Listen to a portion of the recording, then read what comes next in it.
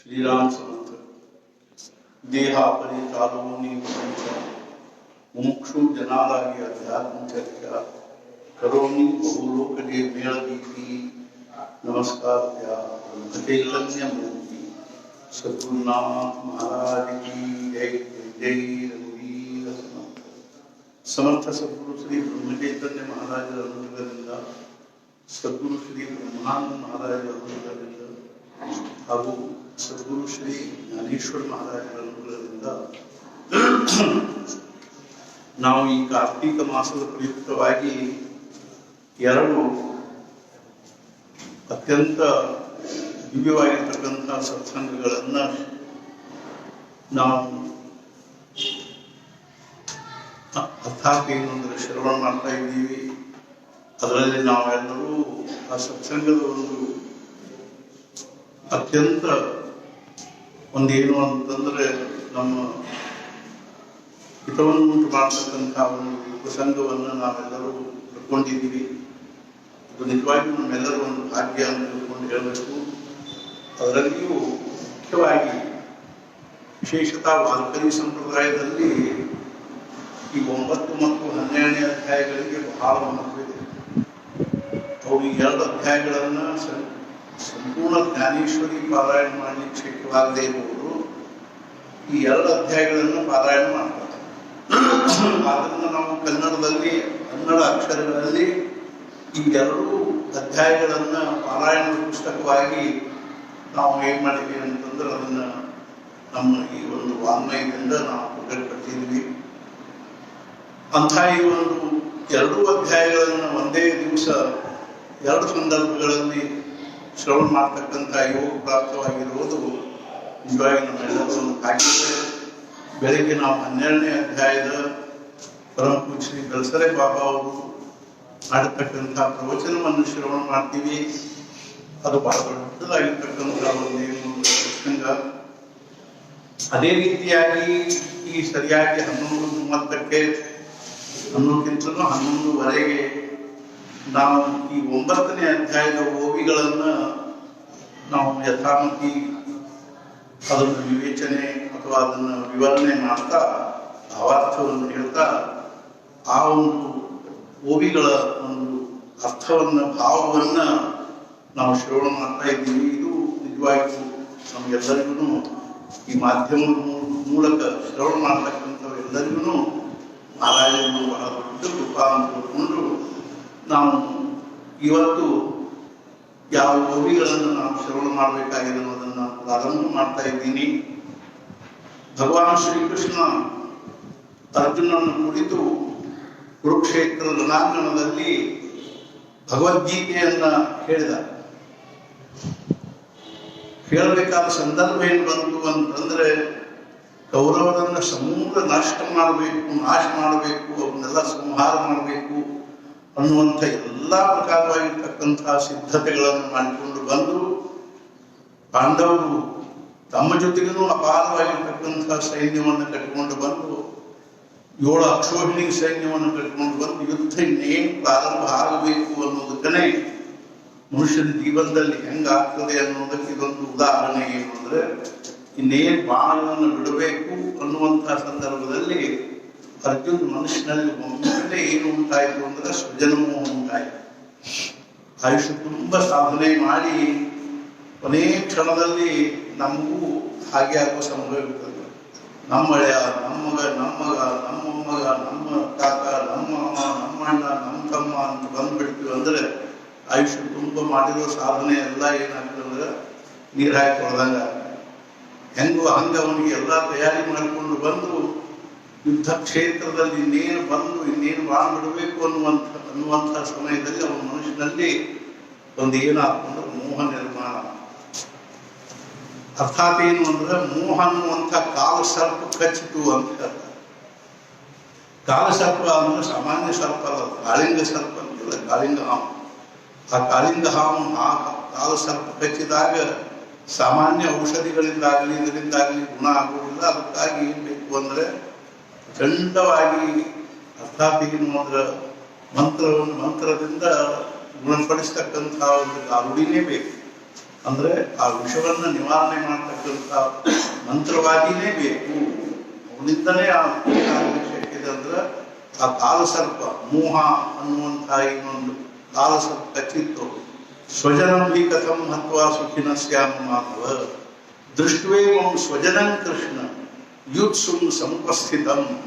ಅರ್ಜುನ, ಕೃಷ್ಣ, ಈ ಸ್ವಜನರನ್ನ ದೃಷ್ಟ್ವೇಮಂ ಸ್ವಜನಂ ಕೃಷ್ಣ, ಈ ಸ್ವಜನರನ್ನು ನೋಡಿ, ಅರ್ಥಾತ್ ದೃಷ್ಟ್ವೇಮಂ ಸ್ವಜನಂ ಕೃಷ್ಣ ಯುತ್ಸುಂ ಸಮುಪಸ್ಥಿತಂ, ಇವರೆಲ್ಲರೂ ಯುದ್ಧ ಮಾಡಬೇಕು ಅಂತ ಏನು ಬಂದು ಹುಚ್ಚರಂಗ ನಿಂತು ಬಿಟ್ಟಾರೋ ಮಹಾಮೂರ್ಖರು. ದುರಭಿಮಾನದಿಂದ ದುರಹಂಕಾರದಿಂದ ಎಲ್ಲರೂ ಏನಿಲ್ಲ ಅಂದ್ರೆ ದೊಡ್ಡ ತಾವು ಏನು ದೊಡ್ಡ ಪರಾಕ್ರಮಿ ಅನ್ನೋರ ಜೊತೆ ಬಂದು ಯುದ್ಧ ಮಾಡಬೇಕು ಅಂತ, ನಮ್ಮನ್ನು ಸಂಹಾರ ಮಾಡಬೇಕು, ರಾಜ್ಯವನ್ನ ತಾವು ಪಡ್ಕೋಬೇಕು ಅಂತ ತಿಳ್ಕೊಂಡು ಏನು ಬಂದು ನಿಂತಾರೋ ಇವರೆಲ್ಲರೂ ಆ ಭಾವನೆಯಿಂದ ಬಂದು ನಿಂತಿದ್ರು. ನನಗೆ ಇವ್ರು ನೋಡಿ ನನಗೇನಾಗಬೇಕು ಅಂದ್ರೆ ಸಮಾಧಾನ ಆಗೋದು.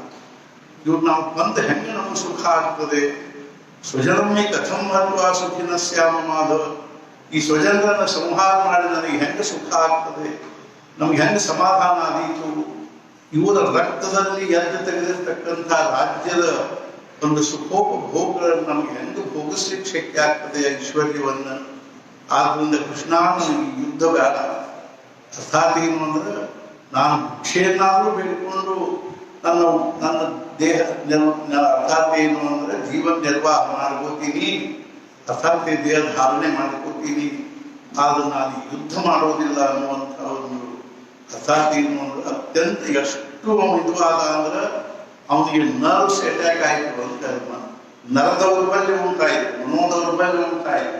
ಕೈಯೊಳಗಿನ ಶಸ್ತ್ರ ಅರ್ಥಾತ್ ಏನು ಧನುರ್ಬಾಣಗಳು ಅರ್ಥಾತ್ ಗಾಂಡೀವ ಧನುಸ್ಸು ಅನ್ನುವಂಥದ್ದು ಏನದಂದ್ರೆ ಕೈಯಾಗಿಂದ ಜಾರಿ ಬಿದ್ದು ಬಿಡ್ತು. ಅವನು ಕುಕ್ಕರಿಸ್ಬಿಟ್ಟ, ಕೂಡ್ಲಿಲ್ಲ. ಅವನು ಏನಾದ ಅಂದ್ರೆ ಮೂರ್ಛ ಬಂದವ್ರ ಜೊತೆ ಅಥವಾ ತಲೆಯಲ್ಲಿ ಯಾವ ರೀತಿಯಾಗಿ ಕುಕ್ಕರಿಸ್ಬಿಡ್ತಾರೋ ಕೆಳಗೆ ಕೂತ್ಬಿಡ್ತಾರೆ. ಹಂಗೆ ಕೂತು ನಾನು ಯುದ್ಧ ಮಾಡೋದಿಲ್ಲ, ಯುದ್ಧ ಮಾಡೋದ್ರಿಂದ ನಿಶ್ಚಿತವಾಗಿಯೂ ನಮಗೆ ಹಿತ ಆಗೋದಿಲ್ಲ, ಪಾಪ ಬರ್ತದೆ, ಅದರಿಂದ ಏನಾಗ್ತದೆ ಅಂದ್ರೆ ನಮ್ಗೆ ಮುಂದೆ ಬಹಳ ದುಃಖ ಅನುಭವಿಸ್ಬೇಕಾಗಿರುತ್ತೆ ಇತ್ಯಾದಿ ಇತ್ಯಾದಿ. ಬಹಳ ದೊಡ್ಡ ಒಂದು ಅವನು ಏನ್ ಮಾಡಿಬಿಟ್ಟ ಅಂದ್ರೆ ತನ್ನ ಶೋಕ ಮೋಹಗಳಿಂದ ಕೂಡ್ಕೊಂಡಿರ್ತಕ್ಕಂಥ ಒಂದು ಅರ್ಥಾತ್ ಏನು ಅಂದ್ರೆ ದೊಡ್ಡ ಒಂದು ಶಾಸ್ತ್ರವನ್ನ ಹೇಳಿಬಿಟ್ಟ. ಅವಾಗ ಕೃಷ್ಣ ಅಂದ ಇದುವಳೆ ಬಂತಲ್ವಾ ಅಂತ ಇಷ್ಟೆಲ್ಲ ತಯಾರಿ ಮಾಡಿಕೊಂಡು ಬಂದ್ವಿ. ಆದ್ರೆ ಇಲ್ಲಿ ಬಂದು ಏನಾದ ಅಂದ್ರೆ ಪರೀಕ್ಷಾದಲ್ಲಿ ಎಲ್ಲ ಅಭ್ಯಾಸ ಮಾಡಿ ಸಾಕಷ್ಟು ಹಗಲು ರಾತ್ರಿ ಕೂತ್ಕೊಂಡು ಅಭ್ಯಾಸ ಮಾಡಿ ಪರೀಕ್ಷಾ ಕೂಡಲೇ ಕ್ವಶನ್ ಪೇಪರ್ ಬಂದ ಕೂಡಲೇ ಒಮ್ಮೆಲೆ ತಲೆ ಗಿರಿ ತಿರುಗಿದಂಗಾಗಿ, ತಲೆ ತಿರುಗಿದಂಗಾಗಿ, ಅಸಾಧ್ಯ ಏನು ಅಂದ್ರೆ ಕಣ್ಣಿ ಚಕ್ರ ಬಂದಂಗಾಗಿ ಸುಮ್ಮನೆ ಹೆಂಗೆ ಬಿಡುವಂತ ಪರಿಸ್ಥಿತಿ ಬರ್ತದೋ ಹಂಗೆ ಅರ್ಜುನಿಗಾಯ್ತು. ಆವಾಗ ಕೃಷ್ಣ ಏನ್ ಮಾಡ್ದ ಅಂದ್ರೆ ಇದೇನು ಸಾಮಾನ್ಯವಾಗಿರ್ತಕ್ಕಂಥ ಮೋಹ ಅಲ್ಲ, ಇದಕ್ಕೆ ಬ್ರಹ್ಮಜ್ಞಾನವನ್ನೇ ಉಪದೇಶ ಮಾಡಬೇಕು. ಇವನು ಸ್ವರೂಪ ಜ್ಞಾನವನ್ನೇ ಇವನಿಗೆ ಮಾಡಿಕೊಟ್ಟಾಗನೇ ಇವನಿಗೇನದ ಅಂತಂದ್ರೆ ಈ ಇದರಲ್ಲಿ ಪ್ರವೃತ್ತಿ ಆಗಲಿಕ್ಕೆ ಶಕ್ಯದ ಅನ್ನುವಂಥ ದೃಷ್ಟಿಯಿಂದ ಭಗವಂತ ಒಂದೊಂದು ಅಧ್ಯಾಯದಲ್ಲಿ ಒಂದೊಂದು ಪ್ರಕಾರದಿಂದ ಹೇಳಿ ಶುರು ಮಾಡಿದ ಅನ್ನುವಂಥದ್ದನ್ನು ನಾವು ಹಿಂದೆ ನೋಡಿದ್ದೀವಿ. ಆದ್ರಿಂದ ಈ ಒಂದು ಅಧ್ಯಾಯದಲ್ಲಿ ಭಗವಂತ ಮುಖ್ಯವಾಗಿ ಬಹಳ ಗೂಢವಾಗಿರ್ತಕ್ಕಂಥ ಜ್ಞಾನವನ್ನು ಅವನಿಗೆ ಉಪದೇಶ ಮಾಡ್ತಾ ಇದ್ದಾರೆ. ಇದನ್ನು ತಿಳ್ಕೊಂಡು ಬಿಟ್ರೆ ಏನು ಆಗ್ತದ ಅನ್ನೋದನ್ನ ಜ್ಞಾನೇಶ್ವರ ಮಹಾರಾಜರು ಬಹಳ ಸುಂದರವಾಗಿ ಮತ್ತು ಅಗದಿ ಯಥಾರ್ಥವಾಗಿ ವರ್ಣನೆ ಮಾಡಿದ್ದಾರೆ. ಸುಂದರವಾಗಿ ಅಂತಂದ್ರೆ ಇನ್ನು ಅತಿಶಯೋಕ್ತಿ ಮಾಡಿರಲ್ಲ, ಯಥಾರ್ಥವಾಗಿ ವರ್ಣನೆ ಮಾಡಿದ್ದಾರೆ. ಅದನ್ನು ನಾವು ಅತ್ಯಂತ ಮನಪೂರ್ವಕವಾಗಿ ಲಕ್ಷ್ಯಪೂರ್ವಕವಾಗಿ ಹೇಳುವವನು ಅಂಥವನಾದರೂ ಯಾಕೆ ಇಟ್ಕೋವಲ್ಲ, ಕುತ್ಕೊಂಡು ಹೇಳ್ತಕ್ಕಂಥವನು ಅವನ ಕಡೆಗೆ ಲಕ್ಷ್ಯ ಕೊಡೋದನ್ನೇ ಜ್ಞಾನೇಶ್ವರ ಮಹಾರಾಜರು ಏನು ಹೇಳ್ಯಾರ ಅನ್ನೋದನ್ನ ನಾವು ಮುಖ್ಯವಾಗಿ ಶ್ರವಣ ಮಾಡಬೇಕು. ಅವ್ರು ಹೇಳಿರೋದನ್ನ ಇನ್ನೊಂದು ಸ್ವಲ್ಪ ನಾವು ಅರ್ಥಾತ್ ಇನ್ನೊಂದು ಆ ಶಬ್ದಗಳನ್ನ ಇನ್ನೊಂದು 4-6 ಶಬ್ದಗಳನ್ನು ಹೆಚ್ಚಿಗೆ ಹೇಳಿ ಹೇಳ್ತಾ ಇರೋದ್ರಿಂದ ಅರ್ಥಾತ್ ಅದರೊಳಗಿನ ನೀವು ಏನ್ ಮಾಡ್ಬೇಕು ಅಂದ್ರೆ ರಾಜಹಂಸ ಹೆಂಗ ಹಂಸ ಕ್ಷೀರ ನ್ಯಾಯದಂತೆ ಹಂಸ ಹೆಂಗ ಹಾಲು ಮತ್ತು ನೀರು ಕೂಡಿಸಿಟ್ಟಿರ್ತಕ್ಕಂಥ ಪಾತ್ರೆಗಳು ತನ್ನ ಪಕ್ಕು ಅಂದ್ರೆ ಚುಂಚವನ್ನು ಹಾಕಿ ಅದನ್ನು ಕೇವಲ ಹಾಲನ್ನು ಹೆಂಗೆ ತಗೋತದನು ಹಂಗೆ ನಾವು ಹೇಳ್ತಕ್ಕಂಥ ಈ ವಿಷಯದಲ್ಲಿ ಸದ್ಗುರುಗಳ ಸಾನ್ನಿಧ್ಯದಲ್ಲಿ ಕೂತ್ಕೊಂಡು ಮೊದಲ ನುಡಿಗಳನ್ನು ನಾವೇನು ಆಡ್ತಾ ಇದ್ದೀವೋ ನನ್ನ ಮಗುವಿನಂತೆ ಅದರೊಳಗಿಂದ ನೀವು ಅರ್ಥಾತ್ ಎಂಥವ್ರು ಇದ್ದೀವಿ ಅನ್ನೋದನ್ನ ಅವ್ರು ಮೊದಲೇ ಹೇಳಿದ. ನೀವು ಸಭೆಯಲ್ಲಿರ್ತಕ್ಕಂಥವ್ರು ಒಬ್ಬರಿಗಿಂತೂ ಒಬ್ರು ಸರ್ವಜ್ಞರಿದ್ದೀರಿ, ನೀವು ಒಬ್ಬರಿಗಿಂತೂ ಒಬ್ರು ಮಹಾಜ್ಞಾನಿಗಳಿದ್ದೀರಿ. ಬೃಹಸ್ಪತಿಯೂ ಸಹಿತ ನಿಮ್ಮ ಮುಂದೆ ತಲೆ ಬಗ್ಗಿಸುವಷ್ಟು ಮಹಾನ್ ಜ್ಞಾನಿಗಳಾಗಿರ್ತಕ್ಕಂಥ ನೀವು ಇದನ್ನೇನದ ಹಂಸಕ್ಷೀರ ನ್ಯಾಯದಂತೆ ಕೇವಲ ಅವರೊಳಗಿನ ಉಚಿತವಾಗಿರ್ತಕ್ಕಂಥ ಯದ್ ರೋಚತೆ ತದ್ಗ್ರಾಹ್ಯಂ, ಯದ್ ನ ರೋಚತೆ ತತ್ಯಾಜ್ಯಂ. ಅರ್ಥಾತ್ ಏನು, ಯಾವ್ದು ನಿಮ್ಗೆ ಸೇರ್ತದೋ ಅದನ್ನು ತೋಡ್ರಿ, ಯಾವ್ದು ಸೇರಂಗಿಲ್ಲೋ ಅದು ಬಿಡ್ರಿ. ಸುಖೇನ ಭೋಕ್ತವ್ಯಂ, ಸುಖವಾಗಿ ನೀವೇನ್ ಮಾಡ್ರಿ ಅಂತಂದ್ರೆ ಇದನ್ನು ಶ್ರವಣ ಮಾಡ್ರಿ ಅಂತ ತಿಳ್ಕೊಂಡು ನಾನು ವಿಧಿ ಕಳಕಳಿಯಿಂದ ಪ್ರಾರ್ಥನೆ ಮಾಡ್ತಾ ಇವತ್ತಿನ ಈ ಶ್ಲೋಕದೊಂದಿಗೆ ಜ್ಞಾನೇಶ್ವರ ಮಹಾರಾಜ ಹೇಳಿರ್ತಕ್ಕಂಥ ಓವಿಗಳನ್ನ ಶ್ರವಣ ಮಾಡೋಣ. ರಾಜವಿದ್ಯಾ ರಾಜಗುಹ್ಯಂ ಪವಿತ್ರಂ ಉತ್ತಮಂ. ಅರ್ಥಾತ್ ನಾನು ಮತ್ತೇನು ಅಂತಂದ್ರೆ ಪೂರ್ವ ಕಥಾ ಪ್ರಸಂಗವನ್ನು ಮೊದಲು ಹೇಳುವಂತಹ ಪದ್ಧತಿಯರು ಅದಕ್ಕನುಸಾರವಾಗಿ 37ನೇ ಓವಿಯಿಂದ 46ನೇ ಓವಿಗಳವರೆಗೆ ನಾನು ಓವಿ ಓದ್ತೀನಿ. ಅದಾದ ಮೇಲೆ ಇಂದಿನ ಓವಿಗಳನ್ನು ನಾವು ಪ್ರಾರಂಭ ಮಾಡೋಣ.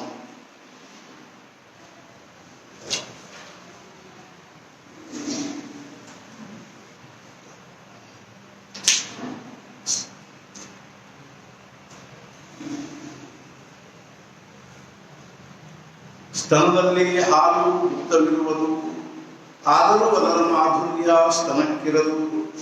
ಆದ್ದರಿಂದ ನನ್ನಿಗಾದರೂ ಅದು ಪ್ರಾಪ್ತವಾಗಲಿ. ಕಣಜದಿಂದ ಧಾನ್ಯ ತೆಗೆದರು, ಹದಗೊಳಿಸಿದ ಫಲದಲ್ಲಿ ಬಿದ್ದಿದರು. ಅಂದರೆ ಹರಡಿ ಚೆಲ್ಲಿ ಬಿಟ್ಟಿರುವರು ಅನ್ನಲಾಗುವುದೇ.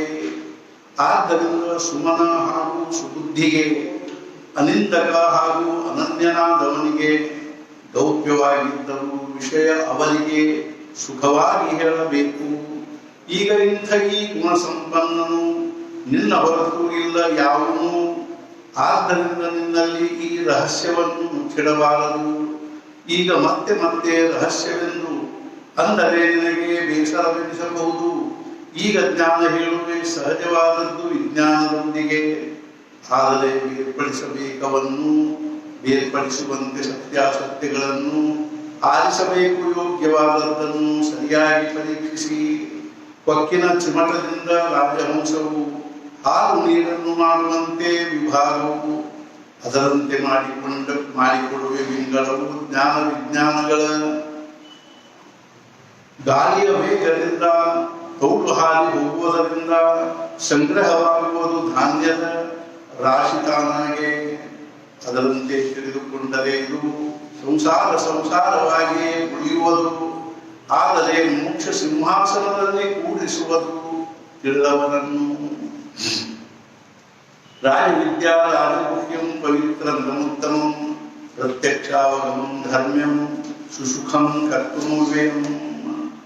ಈ ಜ್ಞಾನ ಸರ್ವವಿದ್ಯೆಗಳ ರಾಜ, ಸರ್ವಗುಹ್ಯಗಳ ಸ್ವಾಮಿ, ಪವಿತ್ರ ಉತ್ಕೃಷ್ಟ ಪ್ರತ್ಯಕ್ಷ ಅನುಭವಕ್ಕೆ ಬರುವ ಧರ್ಮವನ್ನು ಅನುಸರಿಸಿಕೊಂಡಿರುವ ಅನಾಯಾಸವಾಗಿ ಆಚರಣೆ ಮಾಡಲು ಬರುವಂತಹ ಹಾಗೂ ಅಕ್ಷಯರಹಿತವಾಗಿರುತ್ತದೆ. ಈ ಜ್ಞಾನ ಹೆಂಗದ ಅಂದ್ರೆ ಸರ್ವವಿದ್ಯೆಗಳ ರಾಜ. ವಿದ್ಯಾನ ಅರ್ಥಾತ್ ಏನು ಅಂದ್ರೆ ರಾಜ, ಎಲ್ಲಾ ವಿದ್ಯೆಗಳಲ್ಲಿ ರಾಜನಾಗಿರ್ತಕ್ಕಂಥ ರಾಜವಿದ್ಯಾ. ಸರ್ವಗುಹ್ಯಗಳ ಸ್ವಾಮಿ, ಜಗತ್ತಿನಲ್ಲಿ ರಹಸ್ಯಮಯವಾದದ್ದು ಅಂತ ಏನದನ್ನು ಎಲ್ಲರಿಗೂ ಸ್ವಾಮಿಯಾಗಿರ್ತಕ್ಕಂಥ ಅತ್ಯಂತ ಪವಿತ್ರವಾಗಿರುವುದು, ಉತ್ಕೃಷ್ಟವಾಗಿರುವುದು. ಅರ್ಥಾತ್ ಏನು ಅಂತಂದ್ರೆ ಪ್ರತ್ಯಕ್ಷ ಅನುಭವಕ್ಕೆ ಬರ್ತಕ್ಕಂಥ ದೇನದ ಸಾಕ್ಷಾತ್ ನಮಗೆ ಅನುಭವ ಬರ್ತಕ್ಕಂಥದ್ದು. ಅನುಭವ ಎರಡು ಪ್ರಕಾರ, ಒಂದು ಪರೋಕ್ಷ ಜ್ಞಾನ ಅಥವಾ ಅಪರೋಕ್ಷ ಜ್ಞಾನ, ಪರೋಕ್ಷಾನುಭವ ಹಾಗೂ ಅಪರೋಕ್ಷಾನುಭವ ಅಂತ. ಪರೋಕ್ಷಾನುಭವ ಅಂತಂದ್ರೆ ನಮ್ಮ ಇಂದ್ರಿಯಗಳಿಗೆ, ಮನಸ್ಸಿಗೆ, ಬುದ್ಧಿಗೆ ಆಗ್ತಕ್ಕಂಥ ಅನುಭವ. ಅಪರೋಕ್ಷಾನುಭವ ಅಂದ್ರೆ ಅರ್ಥಾತ್ ಏನು ಅಂದ್ರೆ ಆ ಒಂದು ಅತಿಮಾನಸ ಅವಸ್ಥೆಗೆ ಆಗ್ತಕ್ಕಂಥ. ಅರ್ಥಾತ್ ಏನಂದ್ರೆ ಯಾವ ರೀತಿಯಾಗಿ ಏನಂತಾರೆ ಅಂತಂದ್ರೆ ಸೂಪರ್ ಕಾನ್ಷಿಯಸ್ನೆಸ್ ಅಂತೀವಿ, ಅಂದ್ರೆ ಅತಿ ಮಾನಸ ಅವಸ್ಥೆ. ಅದಕ್ಕಾಗಿ ಅದೇ ಯಾವ ರೀತಿ ಅನುಭವ ಬರ್ತದೆ ಅಂದ್ರೆ ಅದಕ್ಕೆ ಸಬ್ಜೆಕ್ಟಿವ್ ನಾಲೆಜ್ ಅಂತ, ತಾದಾತ್ಮ್ಯತೆಯಿಂದ ಅನುಭವ ಬರ್ತಕ್ಕಂಥದ್ದಕ್ಕೆ ಅಪರೋಕ್ಷ ಅನುಭವ ಅಂತ. ಅರ್ಥಾತ್ ಇಂದ್ರಿಯಗಳಿಂದ ಮನಸ್ಸಿಗೆ, ಬುದ್ಧಿಗೆ, ವಾಣಿಗೆ ಅರ್ಥಾತ್ ಏನು ಅನುಭವ ಬರ್ತದನೋ ಅದೇನಂದ್ರೆ ಪರೋಕ್ಷಾನುಭವ. ಅಂದ್ರೆ ಅಪ್ರತ್ಯಕ್ಷವಾಗಿ ಪ್ರತ್ಯಕ್ಷವಾಗಿರುವುದು ಮತ್ತು ಅದು ಸಾಕ್ಷಾತ್ ಆಗಿರತಕ್ಕಂಥದ್ದು. ಪ್ರತ್ಯಕ್ಷ ಅನುಭವಕ್ಕೆ ಬರುವ ಧರ್ಮವನ್ನು ಅನುಸರಿಸಿಕೊಂಡಿರುವ ಅರ್ಥಾತ್ ಏನು ಅಂದ್ರೆ ಅಧರ್ಮಯುಕ್ತವಾಗಿರ್ತಕ್ಕಂಥದ್ದಲ್ಲ, ಧರ್ಮವನ್ನು ಅನುಸರಿಸಿಕೊಂಡಿರ್ತಕ್ಕಂಥದ್ದು. ಆದ್ರಿಂದ ಡೋಂಗ್ರೆ ಮಹಾರಾಜರು ತಮ್ಮ ರಾಮಾಯಣದಲ್ಲಿ ತತ್ವಾರ್ಥ ರಾಮಾಯಣದಲ್ಲಿ ಬರೀತಾರೆ ಏನು ಅಂದ್ರೆ, ನೀವು ಮುಂಚೆ ಧಾರ್ಮಿಕರಾಗಲು ಹೊರತು ಅಧ್ಯಾತ್ಮದ ಮಾತಾಡುವಾಗ ಏನೂ ಆಗ್ತಿಲ್ಲ. ನೀವು ಮುಂಚೆ ಧಾರ್ಮಿಕರಾಗಬೇಕು, ಧರ್ಮವನ್ನು ಅನುಸರಿಸಬೇಕು. ನಿಮ್ದೇನು ಧರ್ಮ ಅದನ್ನು ನಿಮ್ಮ ಅರ್ಥಾತ್ ಏನು ಅಂದ್ರೆ, ನಮ್ಮ ಯಾವ ಒಂದು ಧರ್ಮಗಳವನ್ನ ಆ ಧರ್ಮಗಳನ್ನು ನಾವು ಅಂತಃಕರಣಪೂರ್ವಕವಾಗಿ ಅನುಸರಿಸಲು ಹೊರತು ನಮಗೇನಿಲ್ಲ ಅಂದ್ರೆ ಅಧ್ಯಾತ್ಮದ ವಿಷಯದಲ್ಲಿ ನಮ್ಮ ಮುಂದಿನ ಹೆಜ್ಜೆ ಇಡ್ಲಿಕ್ಕೇನೆ ಆಗೋದಿಲ್ಲ ಅಂತ ಹೇಳ್ತಾರೆ. ಆದ್ರಿಂದ ಧರ್ಮವನ್ನು ಅನುಸರಿಸಿಕೊಂಡಿರ್ತಕ್ಕಂಥದ್ದು ಮತ್ತು ನಮಗೇನಂದ್ರೆ ಆಚರಣೆ ಮಾಡ್ಲಿಕ್ಕೆ ಬಹಳ ಕಠಿಣದ ಏನು ಅಂದ್ರೆ ಕಠಿಣವಾಗಿರ್ತಕ್ಕಂಥದ್ದಲ್ಲ. ಉಪವಾಸ ತಪಾಸ ಮಾಡ್ಬೇಕಂತಿಲ್ಲ, ಅಥವಾ ಏನಪ್ಪಾ ಅಂದ್ರೆ ವ್ರತ ವೈಕಲ್ಯಾದಿಗಳನ್ನು ಮಾಡಬೇಕು ಅಂತಿಲ್ಲ, ತೀರ್ಥಾಟನೆ ಮಾಡಬೇಕು ಅಂತಿಲ್ಲ, ಹಿಮಾಲಯಕ್ಕೆ ಹೋಗ್ಬೇಕು ಅಂತಿಲ್ಲ, ಕಷ್ಟಪಡಬೇಕಾದ್ರು ಅಂತಿಲ್ಲ. ಅದರ ಅನಾಯಾಸವಾಗಿ ಆಚರಣೆ ಮಾಡಿ ಬರುವಂತಹದ್ದು. ಮತ್ತೇನಪ್ಪ ಅಂದ್ರೆ ಸ್ವಲ್ಪ ದಿವಸ ಆಗೋಕ್ಕೆ ನಷ್ಟ ಆಗ್ತದೆ ಅನ್ನುವಂಥದ್ದು ಇಲ್ಲ. ಕ್ಷಯರಹಿತವಾಗಿ ಅದು ಅಕ್ಷಯರಹಿತ ಅಂತಾಗಿದೆ. ಕ್ಷಯರಹಿತವಾಗಿರ್ತಕ್ಕಂಥ ಅಕ್ಷಯವಾಗಿರ್ತಕ್ಕಂಥದ್ದಾಗಿರ್ತದೆ, ಅಕ್ಷಯವಾಗಿರುತ್ತದೆ ಅಂತ ಒಂದು ಇಲ್ಲ, ಕ್ಷಯರಹಿತವಾಗಿರುತ್ತದೆ.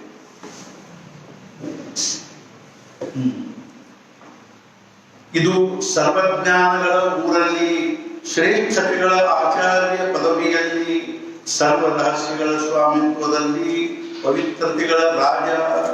ಜ್ಞಾನದ ವರ್ಣನೆ ಮಾಡ್ತಾ ಇದ್ದಾರೆ. ಹೆಂಗಿದಲ್ಲ ಈ ಜ್ಞಾನ ಅಂದ್ರೆ, ಸರ್ವಜ್ಞಾನಗಳ ಊರಲ್ಲಿ ಒಂದು ಊರದ ಕಲ್ಪನಾ ಮಾಡ್ಕೊ. ಆ ಊರಲ್ಲಿ ಏನಿವೆ ಅಂದ್ರೆ ಎಲ್ಲಾ ಜಗತ್ತಿನೊಳಗಿರ್ತಕ್ಕಂಥ ಮನುಷ್ಯ ಮಾತ್ರ ಪಡ್ಕೊಳ್ಳಿಕ್ಕೆ ಯೋಗ್ಯವಾಗಿರೋ ಎಲ್ಲಾ ಜ್ಞಾನಗಳು ಆ ಊರಲ್ಲಿ ಮನೆ ಮಾಡಿಕೊಂಡವ.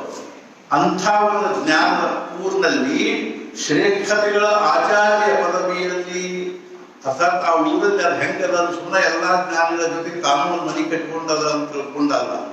ಯಾವ ಒಂದು ಜ್ಞಾನವನ್ನು ನಾವು ಹೇಳಿ ಕೊಟ್ಟಿದೀವೋ ಆ ಜ್ಞಾನ ಹೆಂಗದ ಅಂದ್ರೆ ಶ್ರೇಷ್ಠತೆಗಳ ಆಚಾರ್ಯ ಪದವಿಯಲ್ಲಿ. ಅರ್ಥಾತ್ ನಾವು ಹೇಳ್ತಿರ್ತೀವಲ್ಲ ಏನು ಅಂದ್ರೆ, ಸದ್ಗುರು ಶ್ರೀ ಬ್ರಹ್ಮಚೈತನ್ಯ ಮಹಾರಾಜ ಹೆಂಗಿದ್ದಾರಂದ್ರೆ ಪ್ರಥಮ ಪಂಕ್ತಿಯಲ್ಲಿ ಪ್ರಥಮರಾಗಿ ಶೋಭಿಸ್ತಕ್ಕಂಥವ್ರು ಅಂತ. ಹೆಂಗು ಅಂತ ಆಚಾರ್ಯರಲ್ಲಿ ಶ್ರೇಷ್ಠ ಆಚಾರ್ಯತ್ವವನ್ನು ಹೊಂದಿರತಕ್ಕಂಥವ್ರು.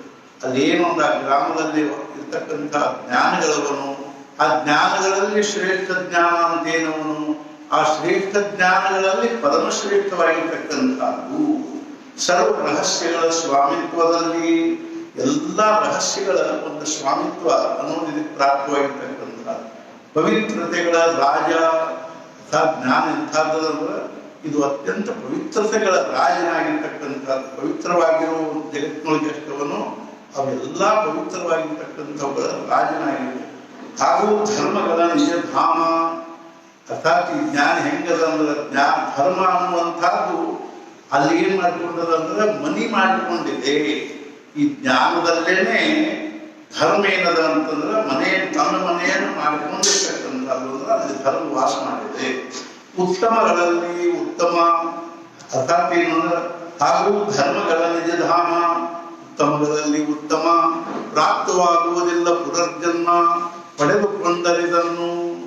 ಒಂದು ಸಲ ನಾವು ಇದನ್ನು ಪಡ್ಕೊಂಡಿವಿ ಅಂದ್ರೆ, ಈ ಜ್ಞಾನವನ್ನ ತಿಳ್ಕೊಂತೀವಿ ಅಂದ್ರೆ ಹೆಂಗ್ ತಿಳ್ಕೋಬೇಕು ಅಂದ್ರೆ ಅದಕ್ಕಾಗಿ ಏನಪ್ಪಾ ಅಂದ್ರೆ ಬಹಳಷ್ಟು ಏನು ಗುದ್ದಾಡಬೇಕು ಅಂತ ಏನಿಲ್ಲ. ಅರ್ಥಾತ್ ನಾನು ಹೇಳ್ತೇನೆ, ನಿಸರ್ಗದತ್ತ ಮಹಾರಾಜರಿಗೆ ಕೇಳಿದ್ರು, ನಿಮ್ಮ ಸದ್ಗುರುಗಳ ಬಗ್ಗೆ ಮತ್ತು ನಿಮ್ಮ ಸಾಧನೆ ಬಗ್ಗೆ ಹೇಳಿ ಅಂತಂದ್ರೆ ಅವ್ರು ಹೇಳಿದ್ರು, ನಮ್ಮ ಸದ್ಗುರುಗಳು ದೊಡ್ಡ ಸತ್ಪುರುಷರಾಗಿದ್ದರು, ಸಿದ್ದರಾಮೇಶ್ವರ ಮಹಾರಾಜರು ಅಂತ.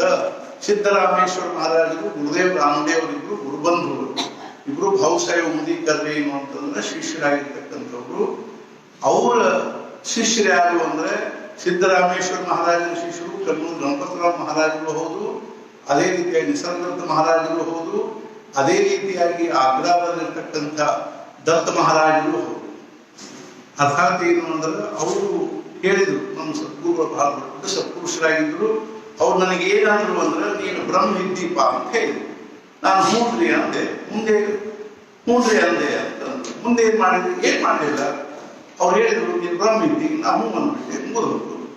ಅರ್ಥಾತ್ ಏನು ಅಂದ್ರೆ ನಾನು ಬ್ರಹ್ಮ ಏನ್ ಮಾಡಲೇ ಅಂತಂದ್ರೆ ಏನೇನು ಮಾಡಿಲ್ಲ, ಭಕ್ತ ಅದನ್ನು ತಲೆಯಾಗಿ ಇಟ್ಕೊಂಡೆ, ನೆನಪಿಟ್ಕೊಂಡೆ. 24 ತಾಸು ನಾನು ಬ್ರಹ್ಮ ಇದ್ದೀನಿ ಅನ್ನೋದನ್ನ ನಾನು ನೆನಪಿಟ್ಟುಕೊಂಡೆ. ಇದು ಹೊರತು ಮತ್ತೇನು ಮಾಡಲಿಲ್ಲ. ಇದಕ್ಕೆ ಏನು ಅಂದ್ರೆ ಆ ಬ್ರಹ್ಮಾನುಸಂಧಾನದಲ್ಲಿ ಇದ್ದೆ, ಆ ಸಚ್ಚಿದಾನಂದ ಭಾವದಲ್ಲಿದ್ದೆ, ಸ್ವಸ್ವರೂಪ. ಆದ್ದರಿಂದ ಶಂಕರಾಚಾರ್ಯರು ವಿವೇಕ ಚೂಡಾಮಣಿಯಲ್ಲಿ ಬರೀತಾರೆ ಏನು ಅಂದ್ರೆ ಮೋಕ್ಷ ಸಾಧನ ಸಾಮಗ್ರ್ಯ ಭಕ್ತಿರೇವ ಗಲಿಯಿಸಿ. ಮೋಕ್ಷಕ್ಕೆ ಸಾಧನೆಗಳಾಗಿರ್ತಕ್ಕಂಥ ಯಾವ ಒಂದು ಉಪಕರಣಗಳು, ಒಂದು ಸಾಧನೆಗಳು, ಉಪಾಯಗಳು, ಮಾರ್ಗಗಳು ಅವುಗಳಲ್ಲಿ ಏನು ಅಂದ್ರೆ ಮೋಕ್ಷ ಸಾಧನ ಸಾಮಗ್ರ್ಯ ಭಕ್ತಿರೇವ ಗಲಿಯಿಸಿ. ಭಕ್ತಿನೇ ಸರ್ವಶ್ರೇಷ್ಠವಾಗಿರ್ತಕ್ಕಂಥದ್ದು. ಅಂದ್ರೆ ಭಕ್ತಿ ಲಕ್ಷಣ ಏನು? ಸ್ವಸ್ವರೂಪಾನುಸಂಧಾನ ಭಕ್ತಿ ನಿತ್ಯ ವಿಧೀಯತೆ. ಸ್ವಸ್ವರೂಪದ ಅನುಸಂಧಾನ, ನಾನು ಯಾರು ಇರುತ್ತೇನೆ. ನನ್ನ ಕಡೆ ಒಂದು ಪುಸ್ತಕದ ನೋಡಿ, ನಾನು ಯಾರು ಅಂತ ಒಂದು ಪುಸ್ತಕದ ನನ್ನ ಕಡೆ ಅಂದ್ರೆ ನಾನು ಯಾರು ಅನ್ನೋದರ ಅನುಸಂಧಾನದಲ್ಲಿ ಇರೋದು. ನಾನು ಯಾರು ಅಂದ್ರೆ ನಾನು ಆತ್ಮಸ್ವರೂಪ ಇದ್ದೀನಿ, ನಾನು ಬ್ರಹ್ಮ ಇದ್ದೀನಿ, ನಾನು ಸಚ್ಚಿದಾನಂದ ಸ್ವರೂಪ ಇದ್ದೀನಿ, ನಾ ಅನಾದಿ ಇದ್ದೀನಿ, ಅನಂತ ಇದ್ದೀನಿ, ಸತ್ಯಂ ಜ್ಞಾನಂ ಅನಂತಂ ಬ್ರಹ್ಮ. ನಾನು ಸತ್ಯ ಸ್ವರೂಪ ಇದ್ದೀನಿ, ನನಗೆಂದೂ ನಾಶ ಇಲ್ಲ, ಹಿಂದಿದ್ದಿದ್ದಿಲ್ಲ ಅಂತಿಲ್ಲ, ಈಗಿಲ್ಲ ಅಂತಿಲ್ಲ, ಮುಂದಿರಂಗಿಲ್ಲ ಅಂತಿಲ್ಲ, ಅಂಥ ಒಂದು ಸತ್ಯ ಇದ್ದೀನಿ. ಜ್ಞಾನ ಸ್ವರೂಪ ಇದ್ದೀನಿ. ಜ್ಞಾನ ಸ್ವರೂಪ ಅಂದ್ರೆ ಜಗತ್ತಿನೊಳಗೆ ಏನೇನು ಜ್ಞಾನ ಅಂತ ಎಲ್ಲ ಜ್ಞಾನ ನನ್ನೊಳಗಿಂದನೇ ಬಂದಿರತಕ್ಕಂಥವುಗಳು. ಮತ್ತು ಮುಖ್ಯವಾಗಿ ಎಂಥ ಜ್ಞಾನ ನನ್ನಲ್ಲಿದೆ ಅಂದ್ರೆ ನನ್ನನ್ನೇ ನಾನು ತಿಳ್ಕೊಳ್ಳುವಂಥ ಜ್ಞಾನ. ನನ್ನ ಜ್ಞಾನವನ್ನು ತಿಳ್ಕೊಳ್ಳೋದಕ್ಕೆ ನನಗೆ ಮತ್ತೊಂದು ಜ್ಞಾನವನ್ನು ಆಶ್ರಯಿಸಬೇಕಾಗಿ ಬರಂಗಿಲ್ಲ. ಅಂಥ ಏನು ಅಂದ್ರೆ ಸುಸಂವೇದನಾಗಿರ್ತಕ್ಕಂಥವನು, ಪ್ರಕಾಶ ಸ್ವರೂಪವಾಗಿರ್ತಕ್ಕಂಥವನು ಮತ್ತು ಎಲ್ಲಾ ಪ್ರಕಾರ ಸರ್ವಜ್ಞ ಸರ್ವಶಕ್ತಿಮಾನ್ ಆಗಿರ್ತಕ್ಕಂಥ ಅರ್ಥಾತ್ ಏನು ಪ್ರೇಮ ಸದ್ಭಾವನೆಯುಳ್ಳಂಥ ನಾನು ಪರಮಾತ್ಮ ಬ್ರಹ್ಮಸ್ವರೂಪ ಇದ್ದೀನಿ ಅನ್ನುವಂಥ ಭಾವದಲ್ಲಿ ಇರೋದನ್ನೇ ಮುಖ್ಯವಾದ ಸಾಧನೆ ಆಗಿರೋದ್ರಿಂದ ಆದ್ರಿಂದ ಏನಾಗ್ತಂದ್ರೆ ಇದಕ್ಕಾಗಿ ನಾವು ಯಾವುದೇ ರೀತಿ ಕಷ್ಟಪಡಬೇಕಾಗಿ ಬರಂಗಿಲ್ಲ. ಪ್ರಾಪ್ತವಾಗುವುದಿಲ್ಲ ಪುನರ್ಜನ್ಮ ಪಡೆದುಕೊಂಡರಿದನ್ನು. ಅದಕ್ಕೆ ಅವ್ರೇನು ಹೇಳಿದ್ರು ಅಂದ್ರೆ ನಾನು ಮತ್ತೇನು ಮಾಡಲಿಲ್ಲ, ಆ ಭಾವದಲ್ಲಿ ಇದ್ದು ಬಿಟ್ಟೆ. ಅದಕ್ಕೆ ಶಂಕರಾಚಾರ್ಯ ಬರೀತೀನಿ ಅಂದ್ರೆ ಸ್ವಸ್ವರೂಪಾನುಸಂಧಾನ ಭಕ್ತಿ ನಿತ್ಯ ವಿಧೀಯತೆ. ಸ್ವಸ್ವರೂಪದ ಅನುಸಂಧಾನದಲ್ಲಿರೋದನ್ನೇ ಅಂದ್ರೆ ಅನುಸಂಧಾನದಲ್ಲಿ ನಾವು ಇರ್ಬೇಕಂದ್ರೆ ನಮಗೆ ಹೆಂಗಿರ್ಬೇಕು ಅಂದ್ರೆ ಅದನ್ನೇ ಮಹಾರಾಜ ಹೇಳಿದ್ರು. ಆ ಸ್ವಸ್ವರೂಪಾನುಸಂಧಾನದ ಒಂದು ಸಿಂಬಾಲ್, ಒಂದು ಚಿಹ್ನೆ ಯಾವುದು ಅಂದ್ರೆ ಭಗವಂತನ ನಾಮ. ಭಗವಂತನ ನಾಮಸ್ಮರಣೆ ಮಾಡಿಕೊಳ್ತಾ ಇದ್ರೆ ನಾನು ಆತ್ಮಸ್ವರೂಪ ನಿನ್ನ ಪ್ರವಚನದಾಗ ಅರ್ಥಾತ್ ಏನು ಅಂದ್ರೆ ನಾನು ಆತ್ಮಸ್ವರೂಪ ಇದ್ದೀನಿ, ನಾನು ಆನಂದ ಸ್ವರೂಪ ಇದ್ದೀನಿ, ನಾನು ಪ್ರೇಮ ಸ್ವರೂಪ ಇದ್ದೀನಿ. ಈ ಭಾವದಲ್ಲಿರೋದನ್ನೇ ಮುಖ್ಯವಾಗಿ ಅದನ್ನೇ ಇವತ್ತಿನ ಪ್ರವಚನದಲ್ಲಿ, ಇವತ್ತಿನ ಓಬಿಗಳಲ್ಲಿ ಜ್ಞಾನೇಶ್ವರ ಮಹಾರಾಜರು ಅದನ್ನೇ ಮುಖ್ಯವಾಗಿ ಹೇಳ್ತಾ ಇದ್ದಾರೆ. ಆದ್ದರಿಂದ ಹಾಗೂ ಧರ್ಮಗಳ ನಿಜಧಾಮ ಉತ್ತಮಗಳಲ್ಲಿ ಉತ್ತಮ, ಪ್ರಾಪ್ತವಾಗುವುದಿಲ್ಲ ಪುನರ್ಜನ್ಮ ಪಡೆದುಕೊಂಡರಿದನ್ನು. ಇದನ್ನು ಒಂದು ಸಲ ನಾವು ಪಡ್ಕೊಂಡಿವಿ ಅಂದ್ರೆ ಪುನರ್ಜನ್ಮದ ಪ್ರಶ್ನೆ ಇಲ್ಲ. ಗುರುಮುಖದಿಂದ ಸ್ವಲ್ಪ ಬೋಧವಾಗಿ, ಆದರೆ ಹೃದಯದಲ್ಲಿ ಸ್ವಯಂಭುವಾಗಿ ಪ್ರತ್ಯಕ್ಷ ಅನುಭವಕ್ಕೆ ತಾನಾಗಿ ಬರುವುದು. ಗುರುಮುಖದಿಂದ ಸ್ವಲ್ಪ ಬೋಧವಾಗಿ, ಸದ್ಗುರುಗಳ ಮುಖದಿಂದ ನಾವು ಶ್ರವಣ ಮಾಡಿದಾಗ ಸ್ವಲ್ಪ ನಮ್ಮ ತಲೆಯಾಗ ಇಳಿತದೆ. ಆದ್ರೆ ವಸ್ತುತಃ ಏನದ ಅಂದ್ರೆ ಇದು ನಮ್ಮ ಹೃದಯದಲ್ಲಿ ನಿರಂತರವಾಗಿರ್ತಕ್ಕಂಥದ್ದು. ಆ ಗುರುಮುಖದಿಂದ ಶ್ರವಣ ಆಗೋಕ್ಕಿಂತನೂ ಮುಂಚೆ ಅದ. ಅರ್ಥಾತ್ ಏನಂದ್ರೆ ಶ್ರವಣ ಆದ ಸ್ವಲ್ಪ ಅದ್ರ ಕಡೆ ಲಕ್ಷ್ಯ ಹೋಗ್ಲಿಕ್ಕತ್ತದ. ಆಮೇಲೆ ನಿಧಾನವಾಗಿ ಅದರ ಅನುಸಂಧಾನದಿಂದ ನಮ್ಮ ಅನುಭವ ಬರ್ಲಿಕ್ಕತ್ತದ. ನ್ಯೂಟನ್ ಹುಟ್ಟೋಕ್ಕಿಂತಲೂ ಮುಂಚೆನೆ ಗುರುತ್ವಾಕರ್ಷಣ ಶಕ್ತಿ ಅನ್ನುವಂಥದ್ದಿತ್ತು. ನ್ಯೂಟನ್ ಏನ್ ಮಾಡಿದ ಅಂದ್ರೆ ಅದನ್ನ ಎತ್ತಿ ತೋರಿಸಿದ. ಹೆಂಗೋ ಹಂಗೆ ನಮ್ಮ ಹೃದಯದಲ್ಲಿ ಅನೇಕ ಜನ್ಮಗಳಿಂದ ನಾವು ಅರ್ಥಾತ್ ಏನೊಂದು ನಾವು ಯಾವುದೇ ಪ್ರಾಣಿ ಪಶು ಪಕ್ಷಿಯಾಗಿ ಹುಟ್ಟಿರುವಲ್ಯಾಕ ಈ ಜಗತ್ತಿನಲ್ಲಿರ್ತಕ್ಕಂಥ ಸ್ಥಾವರ ಜಂಗಮ ಪ್ರತಿಯೊಂದರೊಳಗೂ ಅದೇನಿದೆ ಅಂದ್ರೆ ಆ ಒಂದು ದಿವ್ಯವಾಗಿರ್ತಕ್ಕಂಥ ಅಸ್ತಿತ್ವ ಅನ್ನುವಂಥದ್ದು ಅದೇನಿದೆ ಅಂದ್ರೆ ಆದ್ರೆ ಗುರುಮುಖದಿಂದ ಸ್ವಲ್ಪ ಬೋಧವಾಗಿ ಸದ್ಗುರುಗಳು ಅದನ್ನ ಏನ್ ಮಾಡ್ತಾರೆ ಅಂದ್ರೆ ವರ್ತಿಸ್ತಾರೆ. ಸದ್ಗುರುಗಳು ಅದನ್ನು ಜಾಗೃತ ಮಾಡ್ತಾರೆ. ಸದ್ಗುರುಗಳು ಅದನ್ನು ನಮಗೆ ನೆನಪು ಮಾಡಿಕೊಡ್ತಾರೆ. ಸದ್ಗುರುಗಳು ಅದನ್ನು ನಮಗೆ ತಿಳಿಸಿ ಹೇಳ್ತಾರೆ. ಅದರಿಂದ ಆದರೆ ಹೃದಯದಲ್ಲಿ ಸ್ವಯಂಭುವಾಗಿ ಆಗದೇನದಂದ್ರೆ ಪೂರ್ವ ಸಿದ್ಧವಾಗಿರ್ತಕ್ಕಂಥ. ಆದ್ದರಿಂದ ಹೇಳ್ತಾರೆ ಏನು ಅಂದ್ರೆ ಸಾಧನೆಯಿಂದ ಸಾಧ್ಯ ಪ್ರಾಪ್ತಿ ಆಗೋದಿಲ್ಲ ಅನ್ನೋದು ತಿಳಿದಾಗನೇ ಆಗುವುದಿಲ್ಲ. ಆದರೆ ಸಾಧ್ಯ ಅನ್ನೋದು ಸ್ವಯಂ ಸಿದ್ಧವಾಗಿರ್ತಕ್ಕಂಥದ್ದು. ಅದನ್ನು ಯಾವ ಸಾಧನೆಗಳಿಂದಲೂ ಪಡ್ಕೊಳ್ಳಿಕ್ಕೆ ಬರುವಂತಹದ್ದಲ್ಲ. ಅದು ಏನು ಅಂದ್ರೆ ಸ್ವಯಂ ಸಿದ್ಧವಾಗಿರ್ತಕ್ಕಂಥದ್ದು. ಯಾವುದೇ ಒಂದು ಅಭ್ಯಾಸದಿಂದ ಅಥವಾ ಏನಾದರೂ ಯಾವುದಾದ್ರೂ ಒಂದೇನು ಅಂದ್ರೆ ನಾವು ವ್ರತ, ವೈಕಲ್ಯ, ತಪಶ್ಚರ್ಯ, ಅಗ್ನಿಹೋತ್ರ ಇತ್ಯಾದಿಗಳನ್ನು ಮಾಡಿ ಅದನ್ನು ಪಡ್ಕೋತೀವಿ ಅಂತಿಲ್ಲ. ಮತ್ತೆ ಇವೆಲ್ಲ ಯಾಕೆ ಮಾಡಬೇಕು ಅಂದ್ರೆ ಇವೆಲ್ಲ ಚಿತ್ತಶುದ್ಧಿ, ನಮ್ಮ ಅಭಿಮಾನ, ದೇಹಾಭಿಮಾನ ಕಡಿಮೆ ಆಗ್ಲಿಕ್ಕೆ, ನಮ್ಮ ಚಿತ್ತಶುದ್ಧಿ ಆಗ್ಲಿಕ್ಕೆ, ನಮ್ಮ ಮನಸ್ಸು ಅಂತರ್ಮುಖ ಆಗ್ಲಿಕ್ಕೆ, ನಮ್ಗೆ ಅದ್ರ ಕಡೆಗೆ ಲಕ್ಷ್ಯ ಹೋಗ್ಲಿಕ್ಕೆ, ನಮ್ಗೆ ಜಗತ್ತಿನ ಬಗ್ಗೆ ಇರ್ತಕ್ಕಂಥ ಆಕರ್ಷಣೆ ಕಡಿಮೆ ಆಗ್ಲಿಕ್ಕೆ, ನಮ್ಗೆ ಇಂದ್ರಿಯಗಳ ಸೆಳೆತ ನಮ್ಗೆ ಕಡಿಮೆ ಆಗ್ಲಿಕ್ಕೆ, ನಮ್ಮ ಮನಸ್ಸು ಶಾಂತ ಆಗ್ಲಿಕ್ಕೆ, ನಮ್ಮ ಮನಸ್ಸು ನಿರ್ವಿಚಾರ ಆಗ್ಲಿಕ್ಕೆ, ಮತ್ತು ನಮಗೇನದ ಅಂದ್ರೆ ಪ್ರಪಂಚದ ವಿಷಯದಲ್ಲಿರ್ತಕ್ಕಂಥ ಆಸಕ್ತಿ, ಮೋಹ ಕಡಿಮೆ ಆಗೋ ಸಲುವಾಗಿ ಇವನ್ನೆಲ್ಲ ಸಾಧನೆ ಮಾಡಬೇಕು. ಮನಸ್ಸು ತಯಾರಾತು ಅಂದ್ರೆ ಅದು ಏನದ ಅಂದ್ರೆ ಇನ್ನು ನಮಗೆ ಮನಸ್ಸು ತಯಾರಾತ್ರಿ ಇನ್ನು ಆತ್ಮಸ್ವರೂಪದ ಜೊತೆಗೆ ತಾದಾತ್ಮ್ಯ ಆಗ್ತೇನು ಅನ್ನುವಂಥ ಪ್ರಶ್ನೆ ಇಲ್ಲೇ ಇಲ್ಲ. ಅದು ಎಷ್ಟೆಷ್ಟು ಪ್ರಮಾಣದಲ್ಲಿ ಮನಸ್ಸು ಶುದ್ಧ ಹಾಕೋತ ಹೋಗ್ತದನೋ ಅಷ್ಟಷ್ಟು ಪ್ರಮಾಣದಲ್ಲಿ ಆತ್ಮಸ್ವರೂಪದ ಜೊತೆಗೆ ಅದು ತಾದಾತ್ಮ್ಯ ಹಾಕೋತಾನೆ ಹೋಗ್ಬಿಡ್ತದೆ. ಆದ್ರಿಂದ ಪ್ರತ್ಯಕ್ಷವಾಗಿ ಅದಕ್ಕೆ ಹೊಸದಾಗಿ ಏನ್ ಮಾಡಬೇಕಾಗಿ ಬರಂಗಿಲ್ಲ. ಆದರೆ ಹೃದಯದಲ್ಲಿ ಸ್ವಯಂಭೂವಾಗಿ ಪ್ರತ್ಯಕ್ಷ ಅನುಭವಕ್ಕೆ ತಾನಾಗಿ ಬರುವುದು, ಹತ್ತಿ ಬರಬೇಕು ಸುಖದ ಮೆಟ್ಟಿಲು, ಆ ಜ್ಞಾನವನ್ನು ಪಡೆಯಲು ಮುಗಿಯುವುದು, ಅದರ ಪ್ರಾಪ್ತಿಯಾಗಲು ಭೋಗವು. ಅರ್ಥಾತ್ ಏನು ಅಂದ್ರೆ ಇದಕ್ಕಾಗಿ ಕಷ್ಟಪಟ್ಕೋತ ಬರಬೇಕು ಅನ್ನುವಂತಹದ್ದೇನಿಲ್ಲ.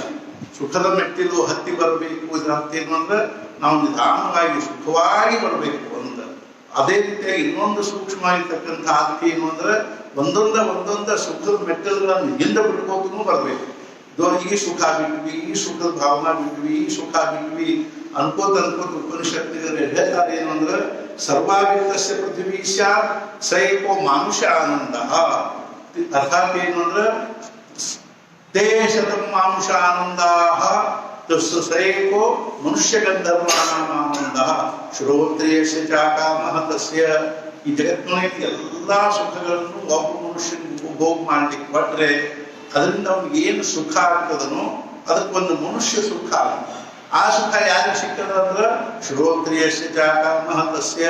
ಶ್ರೋತ್ರಿಯನಾಗಿರ್ತಕ್ಕಂಥ ಅಕಾಮಹತನಾಗಿರ್ತಕ್ಕಂಥ ಯಾರ ಮನಸ್ಸು ಕಾಮನೆಗಳಿಂದ ಆಘಾತವನ್ನು ಹೊಂದಿಲ್ಲೋ ಅವನಿಗೆ ಆ ಸುಖ ಸಿಕ್ಕಿಬಿಟ್ಟದೆ. ಬೇಡ ಅನ್ನೋನಿಗೆ ಬೇಕು ಅನ್ನೋದರ ಒಂದು ದುಃಖ ಅನ್ನುವಂಥದ್ದು ನಿವೃತ್ತಿ ಆಗಿಬಿಡ್ತದೆ. ಬೇಕು ಬೇಕು ಅನ್ಕೋತ ಬೇಕಾದ ಪಡ್ಕೊಂಡು ಆ ಸುಖ ಅನುಭವಿಸುವುದು ಸ್ವಾಭಾವಿಕವಾಗಿ ಬೇಡ ಅನ್ನೋನಿಗೆ ಪ್ರಾಪ್ತ ಆಗಿಬಿಡ್ತದೆ ಅಂತ.